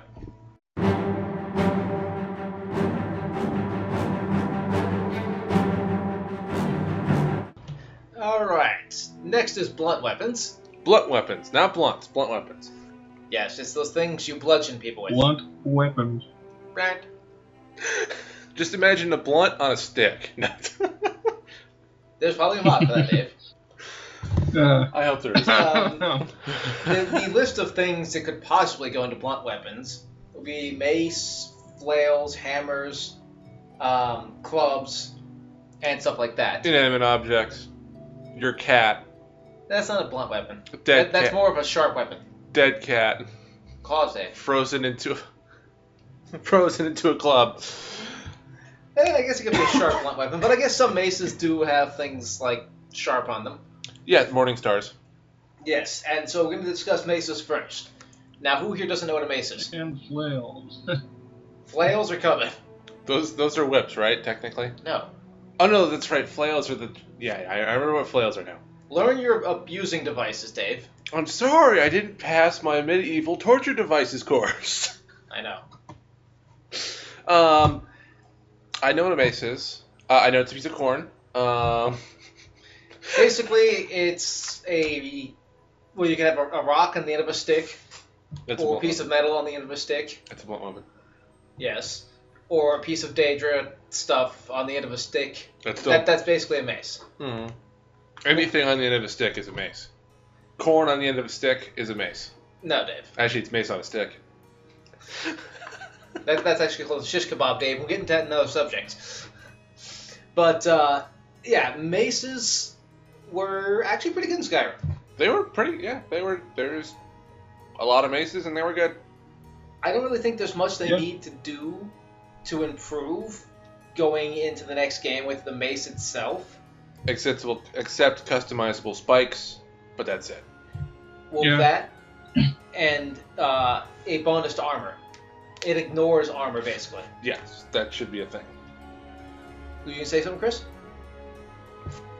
No, I was agreeing with you. There's not much they have to do in the ways of improving them. Right, yeah. They've done pretty good in all the games. It's really hard to mess up a blunt object on a stick. I would like to see, kind of like Dave was saying, customability in the spikes. Possibly spikes that could cause bleed damage. Maybe something you can add onto it that would reduce the armor penetrating effect, but do more damage in a different way. More. Yeah, that sounds good. Your Kinda mics like just it. got really, really loud. Oh, sorry. Are they still loud? It's good. No, it's cool. I just turned my volume down, but I had my volume at max. Whoops. How to make someone deaf. By the way, And my great ears are bleeding. But yeah, there's really not much they can do to it except for taking from Fallout 4 the weapon customization. Mm-hmm. I think if they add weapon customization to maces, it's going to make it a lot better. I know Claire liked using them. Yes, maces are the. I prefer axes, hand axes, but maces are up there in awesomeness. Maces are pretty cool. But here's something that's kind of a mace, but it's not. An And we Ord's think it leg? should be no. Oh. We think it should be in the game. Flails. Chris. Flails. You're the flail specialist. Flails. I flail at life. You flail. That is amazing. No, but Chris and I were discussing this the other day, having flails in the game. Mm-hmm. And obviously that's, for all you who don't know, it's a stick with a chain attached to a ball. Or multiple balls. Or multiple chains. Yes, or multiple chains. And this could be a very versatile weapon, because obviously you can customize the living crap out of it, and it can have different things to it. So let's say you take off the top and you put on one with multi-chains with smaller balls on it. It could help catch a weapon and make it easier to deflect, but it wouldn't be as effective as attacking, so it would be an offhand weapon. Mm-hmm. Or you can have the giant spiky ball on the end and bludgeon people to death with it. Or maybe two giant spiky balls. Yes, you could do that too. And of course, it would have a little bit longer recovery time than a mace, but it could deal a lot more damage. Yes. Should there be a thing where there's like a 1% chance it hits you and does damage to yourself? I think beginning with a weapon like that, if they put a flail in the game, there should be a chance for you to injure yourself, not severely though. But maybe like as you go up and get better at it, the chance stops. goes down. Yeah, that sounds good. Yeah, until your like strength is enough to actually use it correctly. Yeah, it would give the game a better dimension of weapons play, and that's certainly something we will do in the combat video. We'll talk about that more. But having a kind of drawback to using something that powerful would be good in the early game. Mm-hmm. You don't want to make the character too OP right off the bat. Yeah, you ruin. Yeah, nothing else to say. Well, there's a little bit more because flails. Again, we were talking about customization, and of course, there's different materials going to be made out of, and that's all weapons. It applies to all weapons. Mm-hmm. But there can also be like hooks on the end of it, like a large hook. Wouldn't that be? They're called something else then. They're not flails. If it's just a giant fish hook. No, with the ball. Oh, okay. Yeah. Okay. So you have one ball in the middle, two hooks on the side, something customizable like that. That kind of looks weird. Yeah. But doesn't do as much damage initially, but can stagger your opponent better because the hooks can grab their armor as you're swinging down. So throw them off balance. That sounds pretty cool. Yeah, so kind of giving something like that into the game and making it more unique or it's more moddable like that would certainly make blunt weapon play a lot more fun. We need to legalize blunt weapons. You could just stop the blunt, Dave. You get a lot of likes for that. That should be a bumper sticker, actually. That's a really good idea. Now here comes I think this is going to be the funnest part. Hammers. Hammers? They were in Skyrim and they sucked. Yes, they did suck because they Where the hell's the one-handed hammers? That's true. I never thought about that. Where's your little dinky hammers? Yeah, where's the one with a one-handed weapon like Sunder, but with a claw on the backside? Where's the itsy bitsy tiny ones like attack hammer or something? Well, they probably have that. Where's the one-handed hammer that you don't use for smithing? Exactly. Or even the smithing hammer. Yeah, actually, where is the smithing hammer? Just where are the hammers? Are people in Skyrim I know the Nords, but are they this mentally handicapped that they can't think a one-handed hammer would actually be a useful weapon? Are they using rocks to nail in nails? Well, no, Deb, I'm talking about actual combat weapon hammers, like Sunder and Morrowind. Well, you should. Well, whatever, but But they're more versatile than the two-handed, mm-hmm. and the two-handed were nice, and they had some cool finishing moves. But a one-handed one with a claw on one side would be a lot more interesting. Yes. I guess a pickaxe is kind of like a hammer. That was one-handed, right? I think they. Well, there was that one pickaxe. What was that? There was. Oh, there was that one pickaxe on top of. That's right. World. The notch-headed. The notched pickaxe. There was also that special one you got in the DLC. It was like ebony. The ebony. No, it was the Dawnguard one that made the runes. No, there was another one. It was in the Dragonborn DLC. Oh, you're talking about the Dragonborn DLC. I don't really care about that one. It's not as cool. It took place on Morrowind. The one that was on Solstheim. Yes, but that hammer wasn't as cool as the Dawnguard hammer. It was made out of ebony and it had a cool design on it. So yes, it was the coolest one in the game. Well, you still make ebony hammers, I'm pretty sure.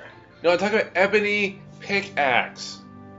Oh, well, I was talking about hammers. On the subject... It's not ebony, Dave. Go ahead, Chris. On the subject of pickaxes, we should be able to actually use a pickaxe to, climb.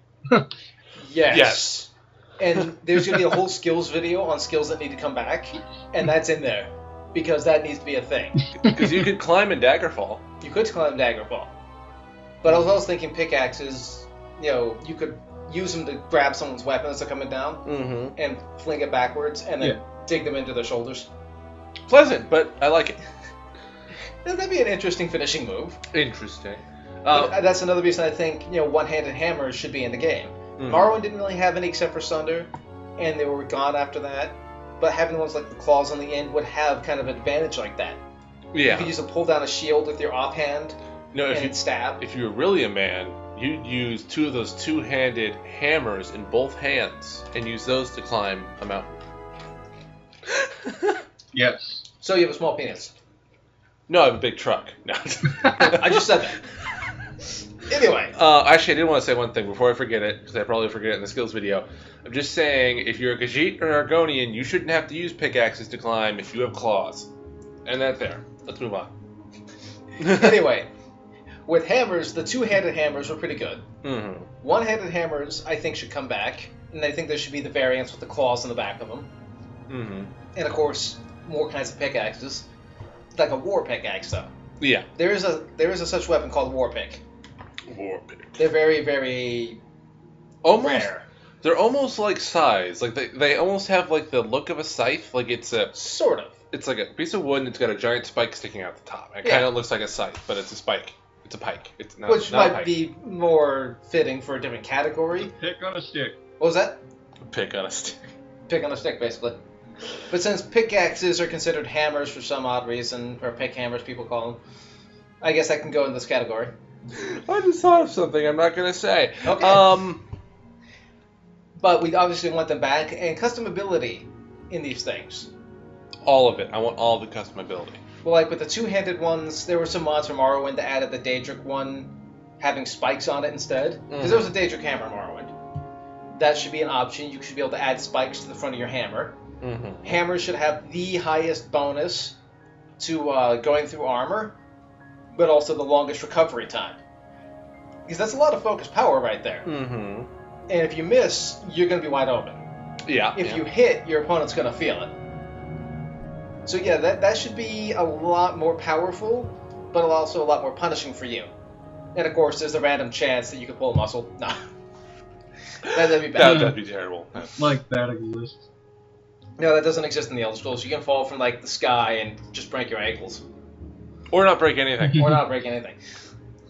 But definitely have to have more interesting hammers. Mm-hmm. The ability to wield hammers. Yeah. And the ability to use the two hands, one with each hammer, and deflect attacks. Mm-hmm. That would be a lot cooler. That sounds cool. Now, I mean, we're going to talk about weapon degradation later. Obviously, a hammer should be able to bash through a shield. Chris, go ahead. You were talking. You could deflect attacks with it, even though it could not provide as much protection as a full-on shield, but Oh, yeah. you could still block part of it. See, that's probably the echo. Like, I can't hardly hear when he speaks. Get your echo fixed, brah. You're fired, Dave. Oh, you're fired. Again, how many times did I this video? One. No. I did it like I'm 5 not times. counting last the other ones. So that's pretty much where we stand on hammers. Mm-hmm. And I do like that idea about it being able to deflect weapons better. Yeah, that would make sense. Now, there was something that wasn't in Skyrim, that wasn't Morrowind, and I have to ask, what the hell? Clubs. Where's the clubs? Those are the Nord's legs. Yes. Clubs. Clubs need to come back. It's a very... not those kind. A very primitive kind of weapon, but also very useful. You gonna say something, Chris? A club-type weapon I'd like to see in the game is a Kanabo. That'd be nice. Please explain Yeah, that. I don't it's know. like a really large baton. Oh, really? Oh. Thank you for enlightening me, Chris, because I now want to buy one. What I was thinking is you mentioned baseball bats earlier in the video, Mm-hmm. and clubs are basically glorified baseball bats for murder. Well, I said baseball bats, but you know, is there a sport they play? This is No, they don't do sports, Dave. They do murder. The Elder Scrolls does murder. There are no sports in any Elder Scrolls. Not anymore. The arena. That's a sport. I don't know why. I just thought they wouldn't probably have developed anything like baseball, but something more like along the lines of cricket. Cricket bats would be cool. Anyway, clubs. Fine then. Clubs need to be unique. Mm-hmm. They should be faster to swing Yes. because they're usually lighter weight and they're more evenly balanced. But they shouldn't do as much damage and have as much of a bonus. See, it'd be so much better if we could just kidnap you and ship you to Michigan and make this experience way easier. We'll do that later. Right? And of course, clubs can be made of various materials, wood all the way up to Daedric. But the interesting thing with clubs that should be able to be done is like wrapping around, kind of like razor wire around them, or putting nails in them. Not necessarily nails, but Or saw blades on Something. the end of them. well, something lore friendly. Yeah. Do I ever And had saw? obviously, No, the depending on the material they're made out of, the more damage they'll do. Right, the better the material, the better the damage, and the better the modability of it. So if you get like a Daedric one, you can put a whole bunch of stuff on it. There are something that's like saw blades, Dwemer gears. Putting gears on there would be interesting. There you go. Dwemer gears in the end of your baseball bat. Dude, a Corundum club would be really heavy. It would be very heavy. I don't think Dave cares though. He likes those OP weapons. There should be like, something like that, like orcish clubs. Is orc in them? The orc or is Orichalcum. Orichalcum, is that really heavy? Orichalcum, yeah. It's medium. Darn. If it was like super heavy, I'd actually say maybe only orcs can use it. But but if it's not that heavy. Wow, that's just racist, Dave. But I was thinking more than just the one-handed clubs. If you play Dark Souls, or I know, Chris, you've seen a lot of it, two-handed clubs. Yeah. There needs to be an abusing device like that. A massive great club can do a ton of damage, but has a horrendous recovery time if you miss. Oh, I missed it, I'm dead. Or we can have like a weapon, like a sword, made out of a giant slab of rock, so it's like a sword and a club. So one side's sharp, the other side's blunt. No, it's just entire. It's like I was just thinking of someone who just took like a line of 3 or 4 slabs from like the, walkways on a road, put some barbed wire through them, and just had a thing. Wasn't sharp at all, just a massive blunt weapon. That'd be kind of weird. Why don't you Fallout? That's what it would probably. Well, this isn't Fallout, Dave. We have to keep this lore friendly to the Elder Scrolls. They're in the same universe.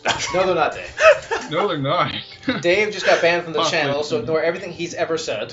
I just said it to piss you off. Anyway, keep going. I'll be stabbing Dave tonight. Anyway. You can't stab me. I'm indestructible. A two-handed club would be amazing. And, of course, doing massive damage. But it should be very slow, very hard to use, and require you have at least 75 strength. Because that thing's massive. Oh, yeah. 75 strength and the special perk of roids. Steroids. Now, a lot of people might think that sounds like extra crap.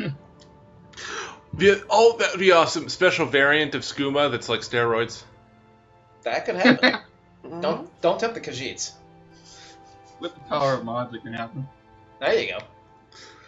But, it may sound kind of crazy to require all that for something like that, but that's a very powerful weapon. And it would be used by certain players. Certain builds would definitely use them, so it's not like it's a useless fluff weapon. But having a restriction on it would make it so early on you're not going to be some OP person. And of course, maybe a lighter version like a wooden club would be fine.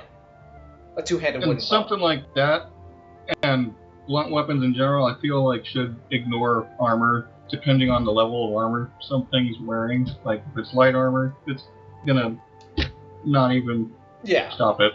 Yeah, it's gonna crush whoever's but in light heavier armor. armor could stop it. But like in Daedric armor, they should have a little bit more protection. So maybe 50% of the Daedric armor is ignored. I was gonna say if you happen to knock, let's say you stagger them or they fall over and they're in the heaviest type of armor, they should actually take damage from their armor hitting them when they fall down because it's so heavy. It's not how armor works, Dave. You shut the hell up. I'm just thinking that seems a bit beyond Bethesda's ability. Yeah, right. I'm just thinking of Warhammer, and when your power suit powers off, you can't move. But you do bring up an interesting point. This isn't the 41st millennium, Dave. Yeah, exactly. But I want it to be! But you do bring up an interesting point I was going to think about with clubs, is being able to knock somebody over, and then be able to finish them off while they're down, with like a crushing blow. A club will probably have the best chance of knocking someone off balance. Probably, or a kick to the legs, like we discussed before. Well, that might work or too. Or just like smash their kneecaps. Yeah, smash their kneecaps. But a two-handed club would have the best chance. Like if they're blocking, it could knock them over, and it could be the end of them. Yeah, that would be like a level 100 skill. And it'll drain all their stamina too. So like when you get your clubs skill or whatever, the blunt weapon perk tree with clubs all the way up to 100, and get the right perks, you should have a chance of knocking someone over and then crushing them to death. Okay, for one, skill trees shouldn't cap at 100. They should just keep going. No. Yes. No, the Up perks to what? should eventually end, Dave. Well, I'm not saying the perks, but you should still get like 101, 102. Well, and yes, that's fine to help you level up, but perks have to end. So level 100 perk, it requires you to be level okay, 100 fine. to get it. Yeah, I get that, but shut up. I think that would be a pretty good trade-off. 25% of the time, you have the chance to crush them to death. Okay. And of course, it's 100% Yeah, of the that time with works. the air. You win this one. Fine. Alright, I think that's all we really have for blunt weapons, unless you have something more, Chris? No, but I was thinking, like, maybe we could just touch on shields for the sake of, like, shield bashing one weapon. Oh, we're getting there. Yeah, That's on the list. we got this. We came prepared. Shields is on there.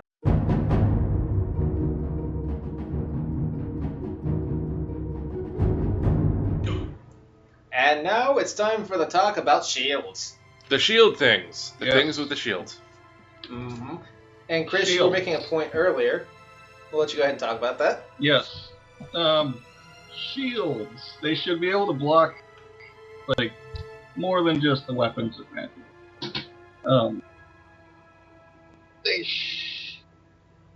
I really don't know where I'm going with that.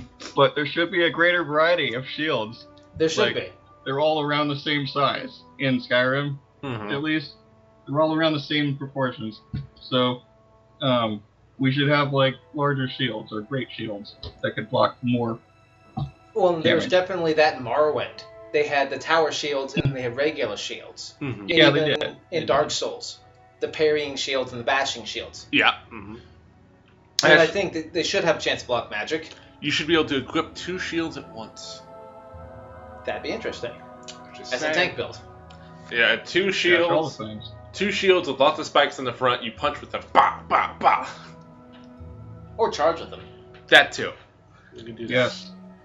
But yeah, they definitely need to bring back the tower shield, and there should be different kinds of, shield material. Well, obviously there's different shield materials, but levels of it, because the shields don't block 100% of damage. Mm-hmm. But some shields should block 100% of damage, while other shields only block 50%. Yep. Like a wooden shield only Like, blocks a 50%. Daedric tower shield Oh yeah. can block everything. Actually, not only should it block everything, it actually should maybe even hurt your opponent to hit it. If you enchant it, Well, like if you, which I think that should be a thing. there should be a chance that your opponent hits it hard enough where it bounces off and his sword hits him. Well, he's probably wearing armor. Or just because of the spikes on the shield. That too. Yeah, you can bash them Because once those their Daedric- weapon recoils. Or if you enchant, like, say, a tower Like their shield, spikes.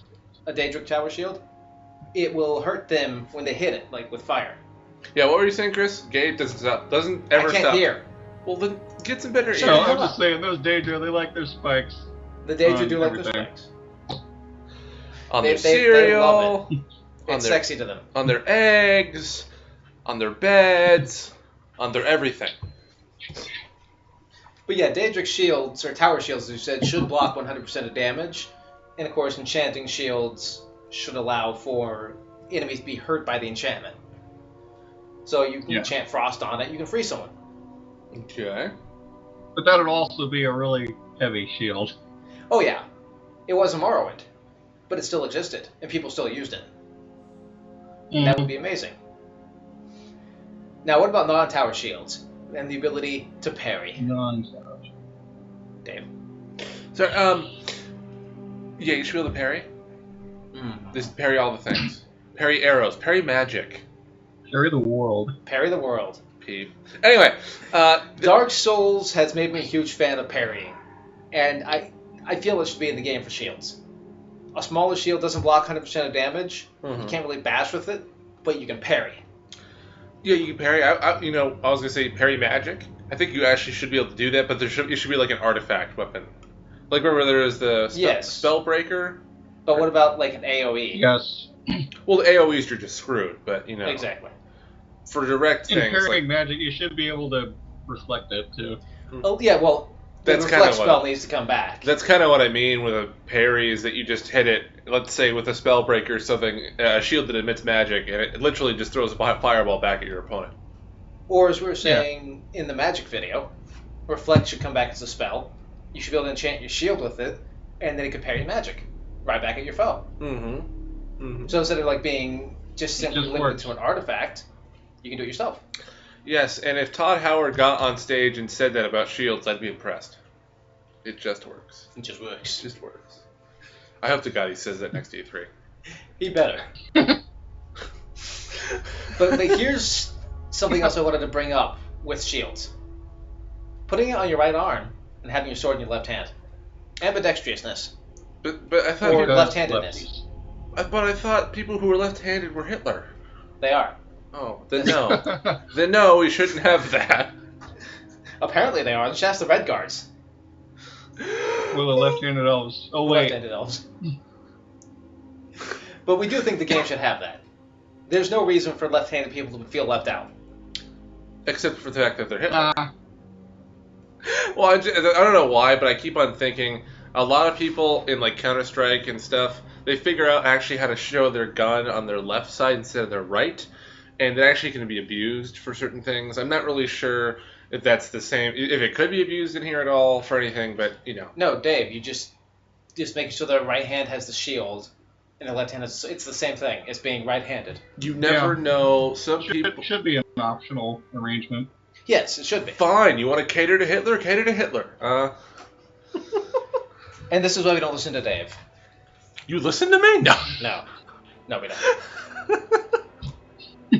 But the ability to have your shield on your right arm, come on, Bethesda, you can do this. It's not that hard. I'd be okay with it as long as you can hold two shields at once. Well, yes, there should be certain kinds of shields you can do that with. Yes. That'd be an interesting weapon. That would actually be very interesting to Two use. tower shields at once. Like the tower build by... The wall.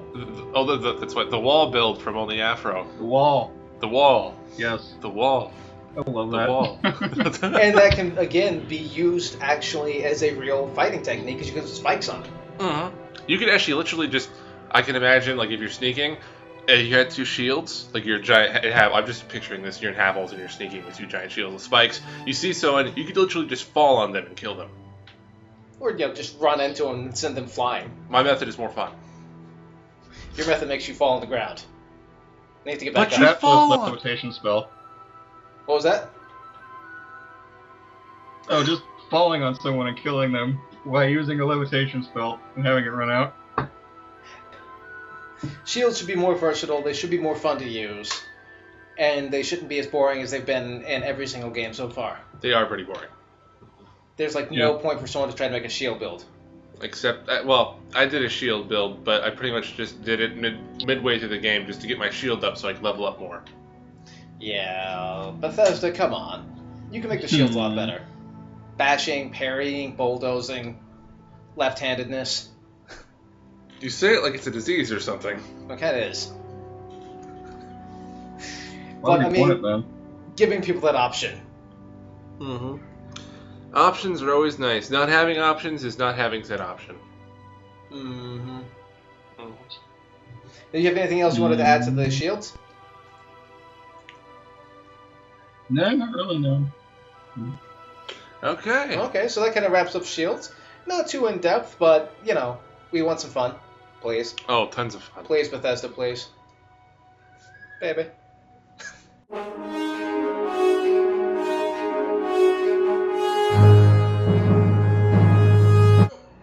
Hand weapons. Yes, hand weapons. Like the brass knuckles you Those used to things beat you up that punch neighbor. people with. What was that, Chris? Those things you punch people with. Yes. And hand weapons. You need to fix that Echo Man. Shut up, Dave. So hand-to-hand has sucked in the Elder Scrolls, and when we do the combat video, we'll go more in depth with that. But the fists need some love. Mm-hmm. Come on, Dave. They have been long neglected. They have been long neglected. Brass knuckles. Ceastus. Mm-hmm. Are you saying, Dave? What? What were you saying? Your breast knuckles, ceastus. Trench knives. Dragon bone fists. You know what a trench knife is, right? What is it? It's a brass knuckle with a knife sticking out the side. Okay, that'd be nice. Or, I feel like the more Elder Scroll-y thing to do with that would make it a double one. Brass knuckles, blade sticking out this way. I'm just saying. Well, that's like hand claws. But that's such a Maybe Not a hand fun way claws to you say out it. for those non-beast races.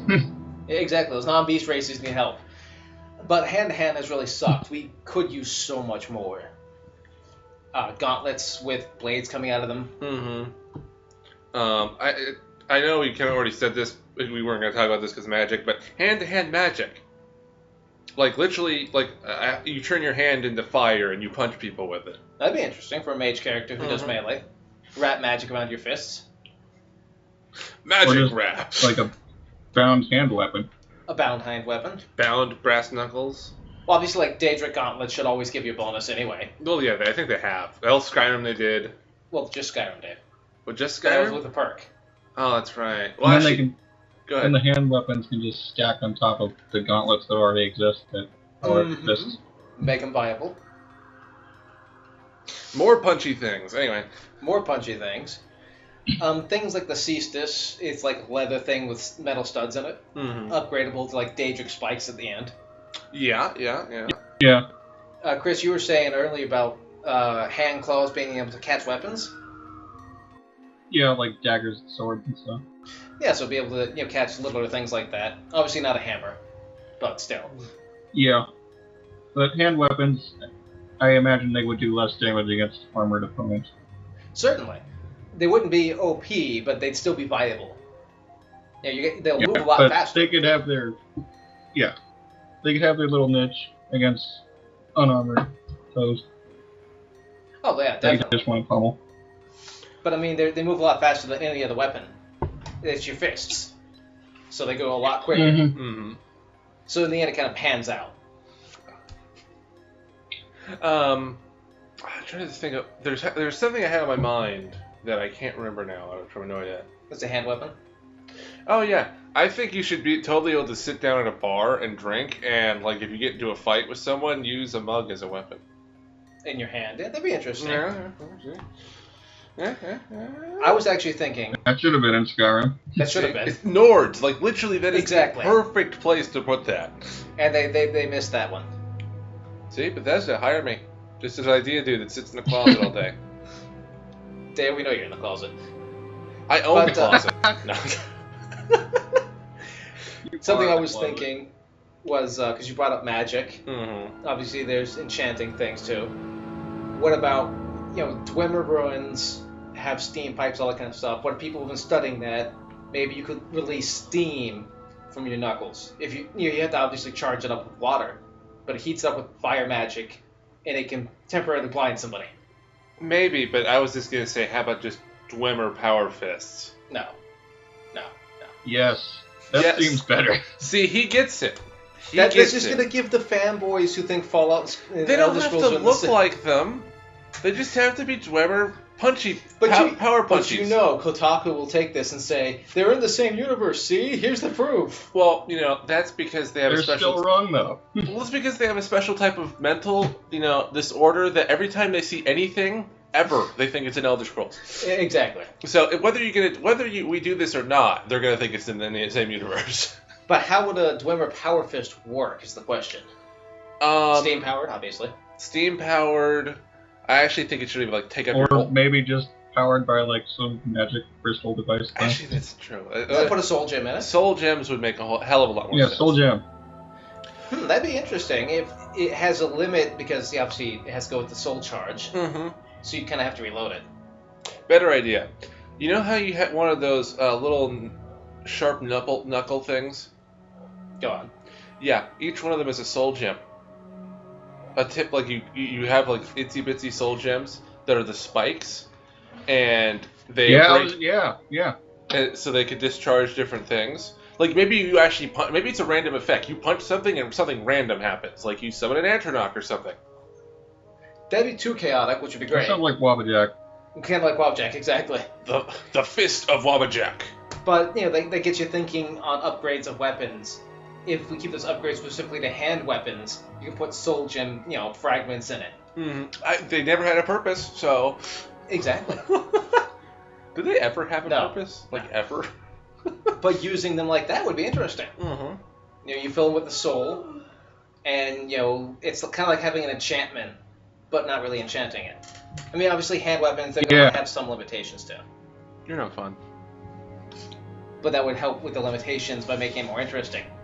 Yeah. Maybe they can't hold as much of an enchantment, but you can put the soul gem studs in them, so it's kind of like enchanting it.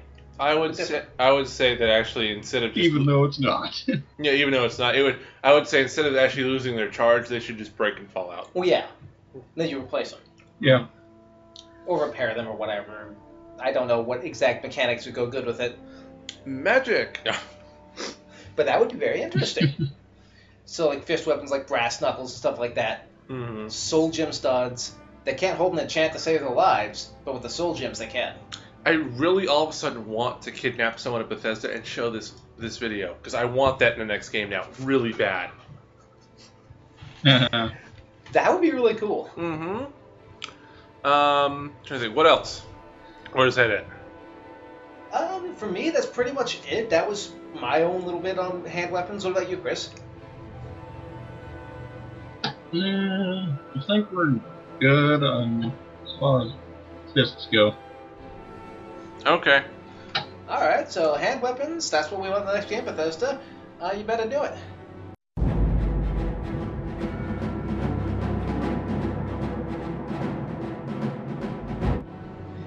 Axes. The things And people use for up murders. next is axes. You want to take it away, Chris? Go for it. It's yours now. Yeah, up next is axes. Those sharp things, they aren't swords or daggers. The things that are just kind of useless. Axe is were my favorite weapon in Skyrim. Oh, sorry. Yeah, I'm not gonna lie, I liked them too. Especially the Orichalcum, the one. The orichalcum one that looked weird. Yeah, it looked like a stick, a axey stick. That's why I liked it. There's not going to be much to say on axes, obviously. Because they did them pretty well, actually, in Skyrim. There are a few I like the nitpicks. great axes, two-handed ones. Two-handed ones. More two-handed.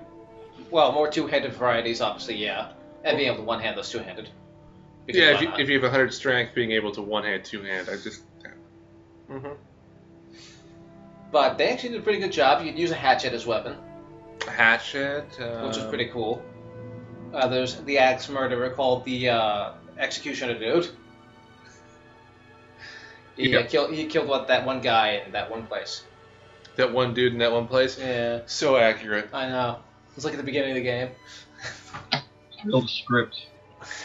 Script. But there is a little bit of disappointment in axes.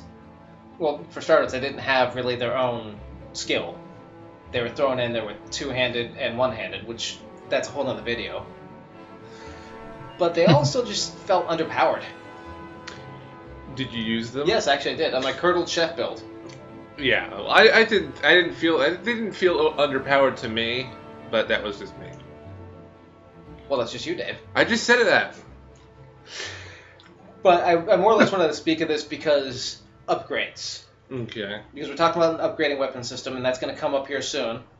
That's going to be one of our major topics. But axes are great for slashing, right? Slashy slash. Yeah. I've never been able to stab stuff. someone with an axe. Except for Morrowind. Mm-hmm. The Daedric axe had a hook on it. You could have easily hooked someone on that. Yeah. And you should be able to put spikes on the top to impale people with. Well, again, my thing is there should be two-ended axes. There should be more of those, because Yes. there's only like the steel one. Two-ended, Two-headed? and that could actually make them better for thrusting. Yes. And you could thrust and then go. If the blades are close enough. Right. I was thinking one on each end. That's what I was thinking. Throwing axes. You know, like you could stab with it, and then you could like twist it and hit someone else or something. I don't know. Right, it's kind of a multi-fighting move. But I feel axes need a little bit of extra attention, because they're a unique kind of weapon. They're axes. Well, you notice how most axes, they curve at the bottom. So the Yeah. blade's wider at the end and narrower. Mm-hmm. You can easily use it to hook a weapon. Yeah, yeah. So they should be used for, parrying or grabbing a weapon mid-fight, Okay. which could make it easier to fight somebody because you throw the weapon back and you can bash them with your axes. Okay. But I think a real good utility of that, which wasn't in Skyrim or any Elder Scrolls game, they actually be able to hook onto a shield and pull it down. That'd be pretty Yes. cool, yeah. Or to break a shield. Yes! Yeah, pretty much every weapon, except maybe small ones, should be able to break a shield. Well, like swords usually bounce off shields or get caught in shields. Well, yeah, just almost every. Like clubs, maces. Right. All should break too. But what I mean when I say axes are underpowered is they couldn't do stuff like that, Mm-hmm. which they should be able to do. I mean, it's a giant piece of sharp steel on the end of a stick. It's very powerful. It knows what it's about. Mm-hmm. And the thing with the two-headed axes, well, I think one-headed axes should be able to have two heads. Mm-hmm. You know, like a regular battle axe. You should be able to swing both ways. So you miss swinging this way, you can swing it back. Okay. You pull it back like that to do damage. Okay. Basically a mini battle axe. Sort of. But on both kinds of axes. Yeah. Did you have something, Chris? Oh, yeah. No, actually, it didn't. So definitely give them more abilities. Give them unique move sets, as we've been saying before. Mm-hmm. And make them more powerful. I mean, axes are huge pieces of steel. That weight swinging into someone's armor should lodge into their armor.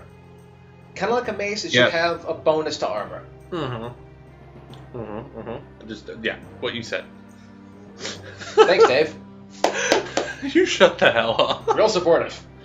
I'm being very supportive sitting here. Yeah, there's not much to say to cover them.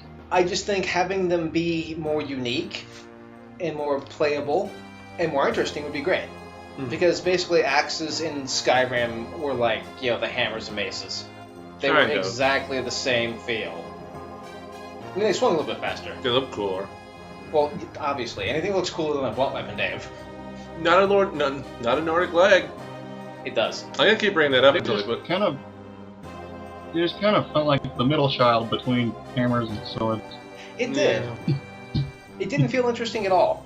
I actually kind of felt like disfigured swords. Disfigured.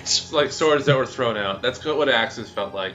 Not as a bad thing, but they were special. A sword and a mace got together, had a baby, and they left it on the curbside. Mm-hmm. That's what axes felt like. They threw it in the trash. Pretty much. It was prom night. They threw it in the trash. In Morrowind, they were actually pretty entertaining, even though they didn't have any of the skills I was talking about. Yeah. First of all, they had their own skill tree. And second of all, like the Dwemer axe was real unique. It was like having a circle on a stick, basically. Circle on a stick. It was pretty cool, and thrusting with it actually looked like it would do damage. There needs to be catching poles in the next game. Yes. Off topic, but it needs to be in the game. Didn't we talk about them? Or not? We talked pole arms? No, I don't think we did. We talked about it once in a Dark Souls video. There needs to be catch poles in the next game. Interesting. And actually, that can go along with axes. I knew you were going to think about that. I love catch poles from Dark Souls, so yes. Well, you could have something like that, because the axe has two heads, right? And it comes up to a point. That could be like an upgrade for your axe, or like a modification. Upgrade my axe, yeah. You could actually catch someone's arm, like if it's the offhand axe, a one-handed one, catch their arm with it, their sword arm, and then all they have is a shield. It could make for an interesting finishing move as well. Okay. I didn't think we had that much to say about axes, but there you go. Improve axes. Don't make them feel like this little neglected middle child. Please. They need to be more entertaining. More Nordic legs. Anyway, continuing on.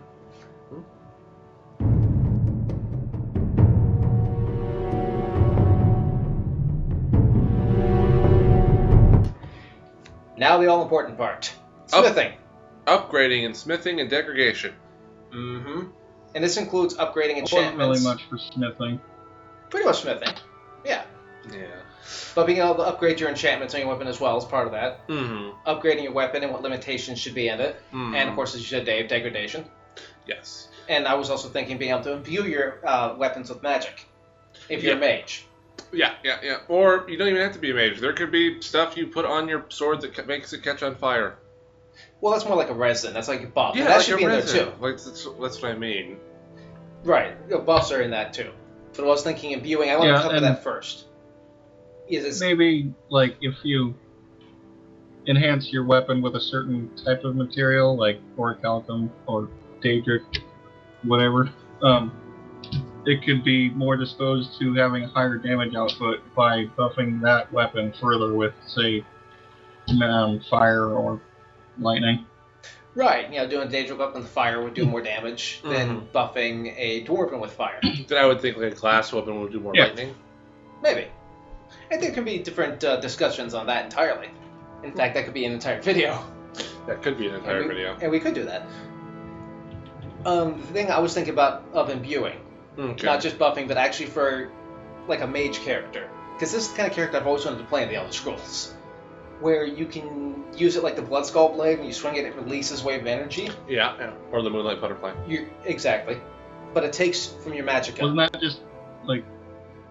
Yeah, wasn't that just inherent to that weapon? Like, you didn't have to add it? That was.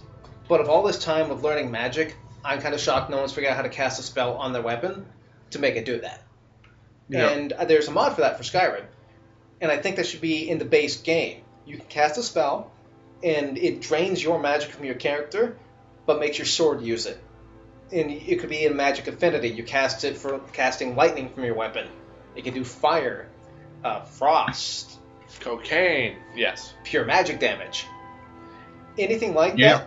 And there could be variants of the attack, not just a regular wave. Maybe it fires out spikes of magic. Spikes. Maybe it actually starts a fire. Yeah, stuff like that. Being able to imbue your weapon, even mid-battle, would be amazing. And would make mage characters like what I want to play a lot more easier. Now, actually, I want to say, if they do this, please make it like Bloodborne, the way they do their imbuing. Or not imbuing, but, putting like your special effect on your weapon. Because in Dark Souls, you stand still for a second, you sprinkle it on or whatever. But in Bloodborne, you just like flick it's a flick of the wrist. You flick your wrist with your sword and it's just there. So something like that. Oh, you like trick weapons? What? We haven't played Bloodborne. Are you referring to trick weapons? Yes. Sure, I guess. But speaking of buffs, that's actually something we should discuss real quick. I've got the imbuing part out of the way. I think that'd be amazing. Buffing. Buffing? Go ahead, Dave. You were mentioning it earlier. I was going to say something about degradation earlier. I wasn't...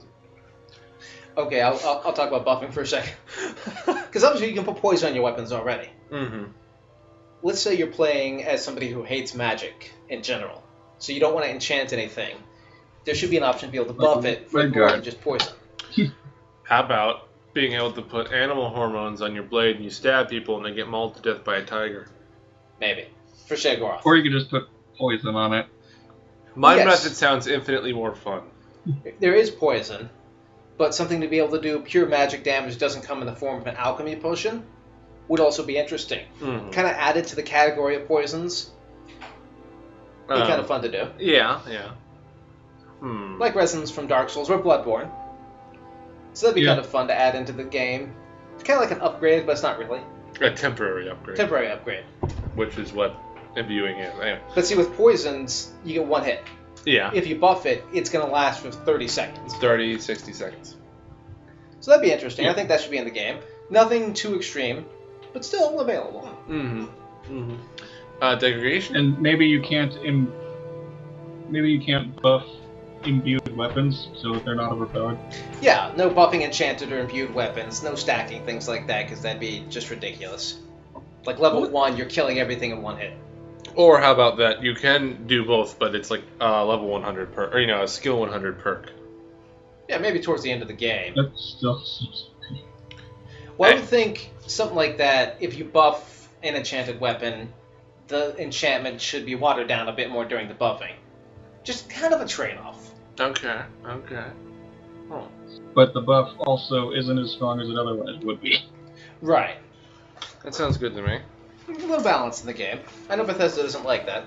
No balance for you. No balance in your bank account. Just look at that alchemy enchantment exploit they never fixed. Because that's a fun exploit. So when you go to upgrade a weapon, obviously it's going to help with the degradation. Because we do believe weapon degradation should come back as a harder option. Yeah. It should, but there should be an option to turn it off, because I don't always necessarily like playing with it on. Well, I was thinking in higher difficulties, it's just automatically on. Okay. And there's going to be a video about difficulty later. If you play on hard, it's on... okay, that's fine. Yeah. But as you upgrade it, its durability goes up. Okay, well, did it not do that before in Morrowind and whatnot? You can upgrade weapons tomorrow, and that's right. Skyrim's the first one you can upgrade them. And there was a glitch where the higher your smithing skill above 100, the more legendary you can make it. Mm-hmm. I think in order to avoid that, there should just be a cap on how strong a weapon can be. Fun. Well, I like Makes sense. I like Dark Souls' method of upgrading, the Titanite. Mm-hmm. So you upgrade it to plus 15, and it can't go beyond that. That would be okay, I guess. Yeah. Maybe we could just upgrade it with like various ores or other material. Exactly. And there's also the thought that like you could upgrade an iron sword, you could put some Daedric steel into it to make it a little bit stronger. I think that should be like a finishing thing. Yeah, like it might not increase the damage, but it could make it more durable. Exactly. Mm-hmm. So like if you want to make your steel sword plus 15 and very durable, the last thing you add is Daedric to it. Yeah. I would say, one thing is that when weapons actually break, I don't want them to look exactly the same and just say broken or too degraded. I want them to actually physically break. Mm-hmm. Yes. Like, that would be awesome. Like, it just literally breaks in half mid-combat. I was thinking... And it just goes back to your inventory. Exactly. Mm-hmm. Well, and also, you can still equip it. You can still use it. It would be broken. Uh-huh. But it should also show different states of wear and tear. Uh-huh. Yeah, but it just like won't do anything. Right. Or do barely any damage, yeah. Like, let's say you have a katana and it breaks in half. Mm-hmm. The other half's automatically added to your inventory. And you can still use that, but it's pretty much worthless. That actually make a lot of sense for what they did, because in Fallout 4, when you were wearing power armor and a part of your power armor broke, it lost all weight and it went into your inventory. Exactly. And that would be perfect if they did that with weapons. And they definitely should. And different states of degradation could have different appearances. Mm-hmm. Chipped blades, a little bit of dent here or there, a crack. That way you can see, without having to go into your inventory and check, how bad your weapon is. Actually, that'd be cool, yeah, as your weapon. Okay. That'd be pretty cool. You should get down to where it's just the hilt and a little thing to be. Dark Souls. Broken straight sword. Yep. That could be a thing. If you're, like, masochist. Yeah, actually, the broken straight sword should just be a standalone weapon. I got a plus 15 broken straight sword. Actually, the broken straight sword should With be shock damage. I was gonna say the broken straight sword should be the base to all swords. Well, it wouldn't work for all swords. Well, like let's say Hmm. you want to do an iron sword, you have to go find a broken... Maybe, yeah. Mm-hmm. Maybe it could be like a necessary component for making a weapon. Yeah. For making a weapon, yes. See. And for upgrading it, too, different handles. See, he gets it. It's actually like that in KOTOR, too. You can get different parts to upgrade your lightsaber. I really want to go play KOTOR. I never played through it all the way. Anyway. Should. But being able to upgrade like that would be a good idea. Mm-hmm. So if you get like, let's say you were making a Daedric sword, you could still have a really weak, handle on it, because it's just two pieces of wood with a wrapping around to make it easier to hold. That's what most swords are like. But you could get like a really heavy, strong wood, makes it a lot stronger. Yeah. A little bit heavier. Yeah. But it'll make it stronger, it won't break as easily. Like- And it won't slip out of your hands. That'd be awful. Mm-hmm. Sorry, I was just thinking about something. Go ahead. Well, that's really all I had for that, unless you guys have something Oh, else. no, I don't know if anything. Upgrading weapons should have a limit. Like a plus 15. You should be able to upgrade, like, let's say you really like the way the iron sword looks. You should be able to upgrade the iron sword. It might take a really long time, but the iron sword should be as good as let's say, a Daedric sword, but it takes way longer to get there. Because That's a possibility. Because sometimes you love cosplay. You don't want to have to stick to a crappy sword. Well, and you could do that in Skyrim. Mm-hmm. I used the katanas, and they were just as strong as a dragon bone sword. Yeah, like what if you wanted to use like an iron dagger because that was your thing, but you couldn't. Because if it was realistic, all things have sharp points. Yes. But not all metals are equal. So not all metals are equal, but if it has a sharp point, it has a sharp point. But as Chris and I were saying earlier, Mm-hmm. being able to put Daedric steel to it. Well, yeah, you Infuse it with that. Infuse it with Daedric steel, or actually maybe just have a Daedric sword that you coat in iron. Oh yeah, there could be different things you could do. You could do a whole upgrade path. Say you just do a normal upgrade path, an iron sword just with iron. Mm-hmm. You can do it with just Daedric. That could be a possibility. Have a look up Damascus Steel about it. Okay. So So you use fuse different ingots together. right and fuse them together. Okay. That would be interesting. And upgrading enchantments. Yeah. Okay, yeah, that sounds good. I was gonna say, Chris, did you have anything to say about upgrading enchantments besides what we said in the magic video? No. Yeah, no. Okay, that's fine.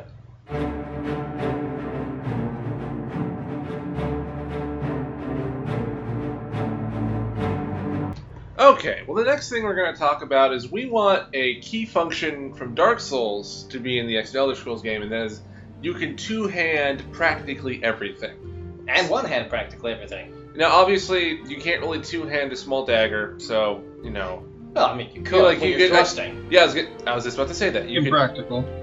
It would be impractical, but you can, like, you can, when one hand push forward and then have your back of your hand pushing on the back of the dagger.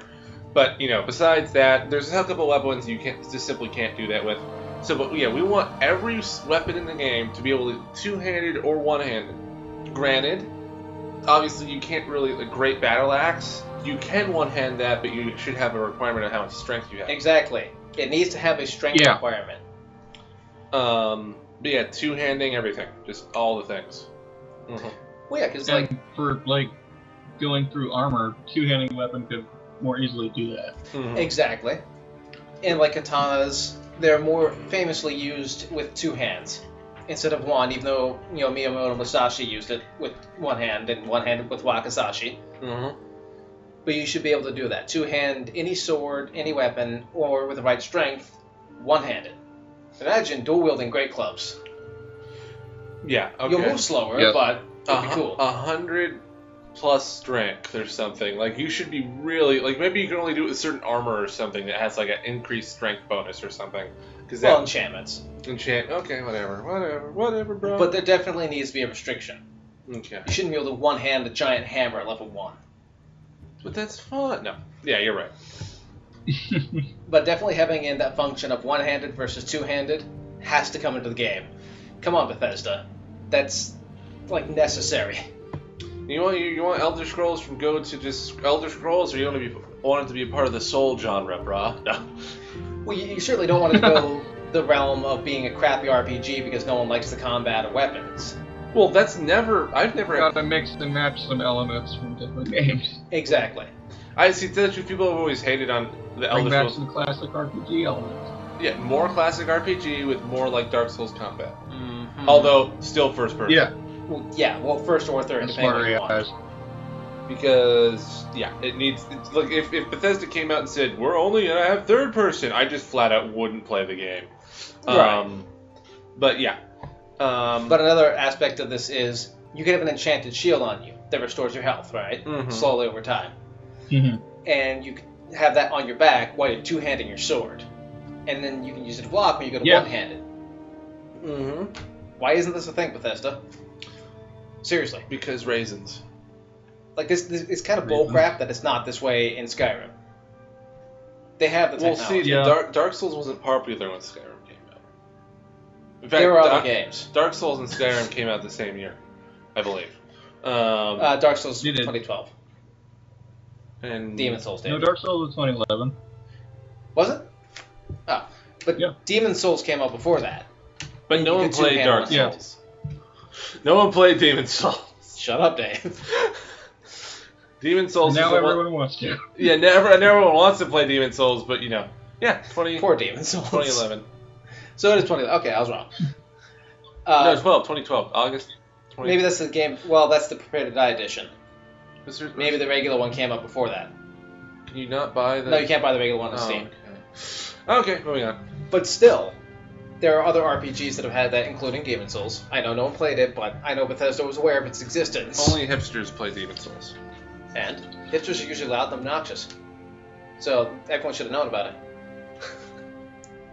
But see, it wasn't mainstream, so they didn't tell anyone about it. Now there's that. But this ability has been far too long not in the Elder Scrolls game, and I think it needs to be there. Mm-hmm. You've got to put this It's in about Bethesda. time, people. It's about time. About our time. About time. You guys got anything else? No, I don't. I know this is No. off topic, but sorry, Chris. Go ahead. No, I was saying I don't really have anything else to add. Not Okay. much to talk about. Off topic, but there should be great bows, big as your body. We discussed that already. Did Yes. we? I don't Yes. remember. Okay. So yeah, I got nothing else. Did we? Okay. All right.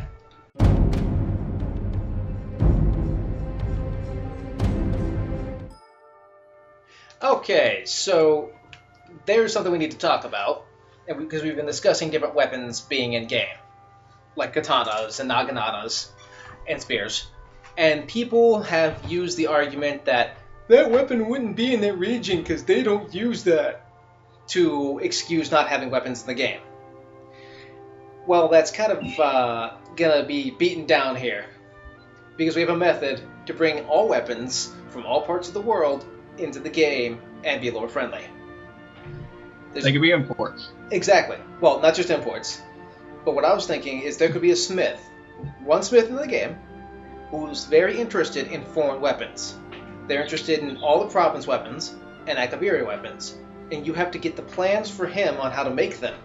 And he'll be able to start smithing them so you can buy them and teach you how to create them. And each item will be a quest. So not only can you bring them into the game, but you're adding more quests. That would be interesting. Chris? Yeah, that'd be interesting. Yeah, there should be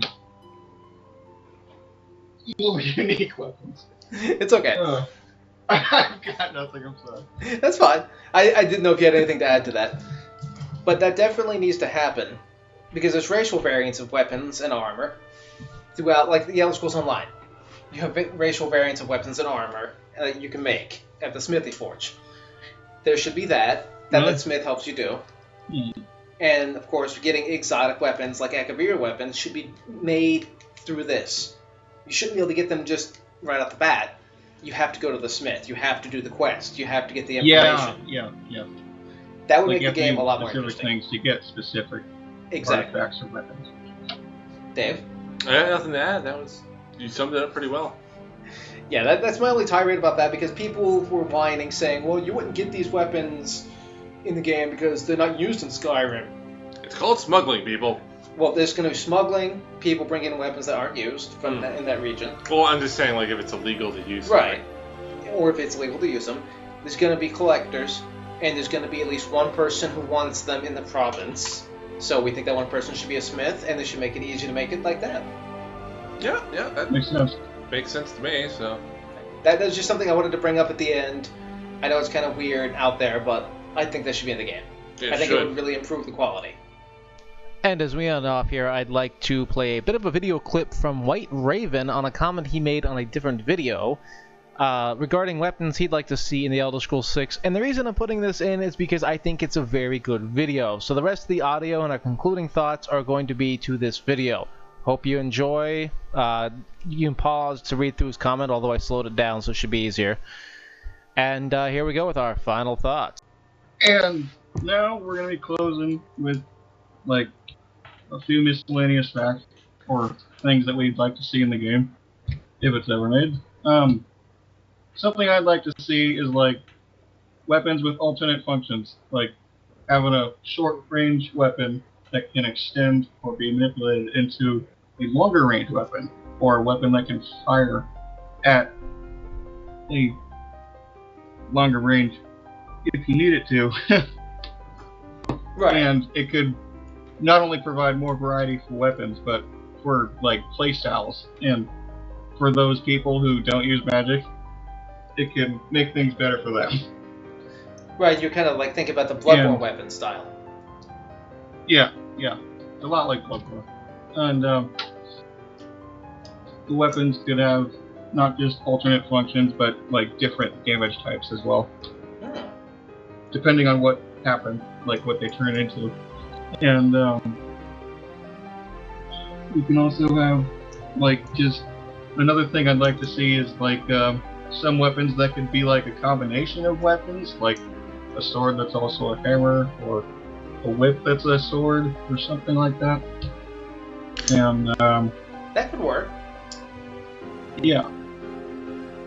And that's really about all I got. And to expand real quick on what you said about the sword like a hammer, for anybody out there who doesn't think that's possible, go look up medieval combat.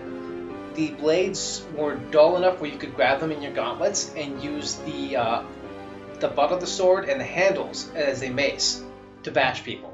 Mm-hmm. So as an extra functionality, I like that idea you had there, Chris, because I'm glad you reminded me of that. That should be in the game. Yeah. Do you have anything? I do have a couple of things, because you were saying like a whip sword.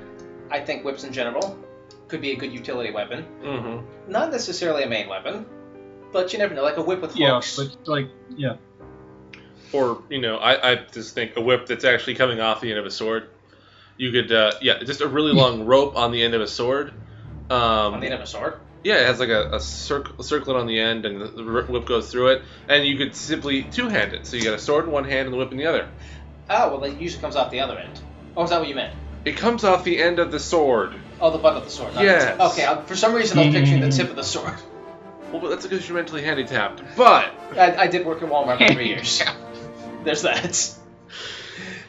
One more other quick thing before I finish up, and then Dave, you can go on your own thing. Daggers, we didn't really cover, because they've been pretty well done. I still want to see, like, sai, which are kind of an oriental weapon, and shanks. Being able to make a shank, which is just a little thrusting dagger. All you do is you walk up and you stab people with it. It could be a great assassination weapon. Dave? yeah, that sounds good. Okay, I think I brought one of these things up already. Sword or bows with sharp, pointy things that come out of them, so you could hit people with them when you run out of arrows. Also, with the whip thing, that is completely possible. I think you could have a whip that turns into a sword, or a sword whip that actually is a sword, but when you go over the head with it, it actually segments, and there's actually a metal rope on the inside. Kind of like Renji's sword from Bleach. Yes. That'd actually be interesting. I'd like to see something like that. Dwemer chainsaw. Just saying. No, Dave, there's the Daedric chainsaw from 40K, Oblivion. please. I know I keep on going back to Warhammer, but they've got chain swords. They've also have chain axes. And that would be awesome. Well, and to kind of back Dave up on this, I don't think that's too far-fetched. It's a civilization who has magic. They're advancing their skills and weapons in a different path than regular Earth did. Mm-hmm. That's totally possible with enchantments. Maybe, only if you found one like in a Dwemer ruin. We wouldn't even have to find one in Dwemer ruin. Yeah, If you come up with a sadistic enough Fine with idea. Well, also one last thing is soul gem tipped arrows. Go on. I don't know. You can have you can tell like special arrows you enchant to do special things. You actually have to enchant the soul gem. Cost you a ton. So they're very specialized. It does damage, but like let's say it also summons a flame at your knock, or it freezes them in place, or sets them on fire. I don't know. So basically a more powerful variant of enchanted arrows. Yes, ones that you actually have to use soul gems on. And it's not like it's one whole soul gem per arrow, so it would be very expensive to make a ton of them. Mm. And it breaks when used? Yes, you can't recover these arrows. You could maybe recover the shell, but not the gem, obviously. Like you could just recover the staff. Shaft. Schaffner. William Schaffner. Doc shows. Anyway. I couldn't help it. But yeah, besides that, I don't know. All of a sudden, I was just thinking about that, like Renji-like sword. That would be really awesome. And as an upgrade, That would be awesome. Segmenting swords. You could actually do that for quite a few weapons, but yeah, I don't really think I have. Also, actually, one other thing, maybe just a sword that literally is just a hilt. It's a specialized weapon, and when you hold it or whatever, it takes on the appearance of your favorite type of magic. So, flame sword appears out of your hilt. Basically a mage sword. Yes. I really like that. Or it's Dragon Age Inquisition. You could have. There's the great spell sword, I think it is, in Dragon Age Inquisition, where you all of a sudden with your staff you just go like this and you summon a giant magic sword. You slash with it. You can do that too. I actually really like that idea, Dave. Mm-hmm. I think this should be it. Well, Like- there's all the ideas I came up with in this video are actually pretty much amazing, but Because you can do all kinds of different weapon handles. Katana, longsword, axe. mhm. Yeah, That'd be amazing. I know. I am good at coming up with ideas. How would you upgrade that, though? Soul gems. They would say the bottom of the sword is this particular soul gem. The soul gem would run out, but like use a black soul gem would last longer or something, or like the amount of power it would have would depend on the type of soul gem which is used. Yeah, on I think the bottom. amount of power would be better. Yeah. And obviously degradation should still apply to the handle. And you'd still have to recharge it. Well, it should run up your magic. Oh, that's right. I forgot about that. Yeah, that. I would love that. And of course, my last and completely unreasonable, Dwemer headsets. The only reason I'm bringing this up is because Scalebound looks awesome, and every time in the game where the battle starts, your character actually puts on headsets and listens to dubstep. I know that's completely unrealistic, but I don't care. I'm saying it anyway. Well, maybe it's an Easter egg. It's like a helmet. This is Bethesda. They put I- lightsaber, Easter eggs in there from Star Wars and Indiana Jones. Actually, that's what I just said is basically an Elder Scrolls lightsaber when you really think about it. What I was bringing up. But I really like that idea. For mages, that'd be perfect. Lightweight, versatile, does pure magic damage. Yeah. So yeah, I think that's it. I know I went on for a little bit, but That's fine. I have awesome ideas. So This is the end of the video. I know you're all depressed. be sad. I know Maik's really depressed. She's crying Contemplate right now. suicide. Well, then. That's enough. Well, you had me in this video. You I know. I gotta stop having you in videos. you knew what was coming. But yeah, that is all for this video. Thank you all very much for watching. If you have anything to say, obviously, drop a comment. We would appreciate a like and a subscribe and a share. Shares really help us. Also, go check out Chris's channel. Link in the description. Yeah, you better go check out his channel or I'll hurt you. Thank you again, Chris, for being our ultra special guest, which we want to have on more often. Oh, thank you. We really appreciate Thank you for having you having here. Although we will send you a new mic. Dave, it's your mic that's the problem. It's your headsets that are this problem, actually. This too. Sorry if it seemed a bit chaotic. This is the first 3-person video we've really done, and we really enjoyed it. We had a lot of fun. Yeah, although I keep on saying better with Skype. Or better, if we could do some other... TeamSpeak. TeamSpeak would be actually good, too. Any closing comments, Chris? No, other than I enjoyed being in this video. It was fun. And there were some really great ideas put forth. Like chain axes. I'm just saying, chain axes. Hey, you never know, man. Magic can do anything. Man, bear, pig, enemy.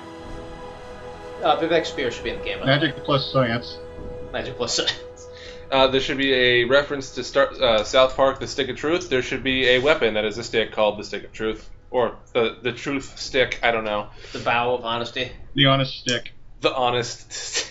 Yes, that will work. That will do. Alright, well, thank you all for watching. We really appreciate it. Let us know what you thought in the comments. And please, again, share with your friends. It's the only way it's going to get views. Pretty much. And don't forget, we have a whole series of these on different provinces and different stuff in general. So, thank you for watching, and see you in the next video.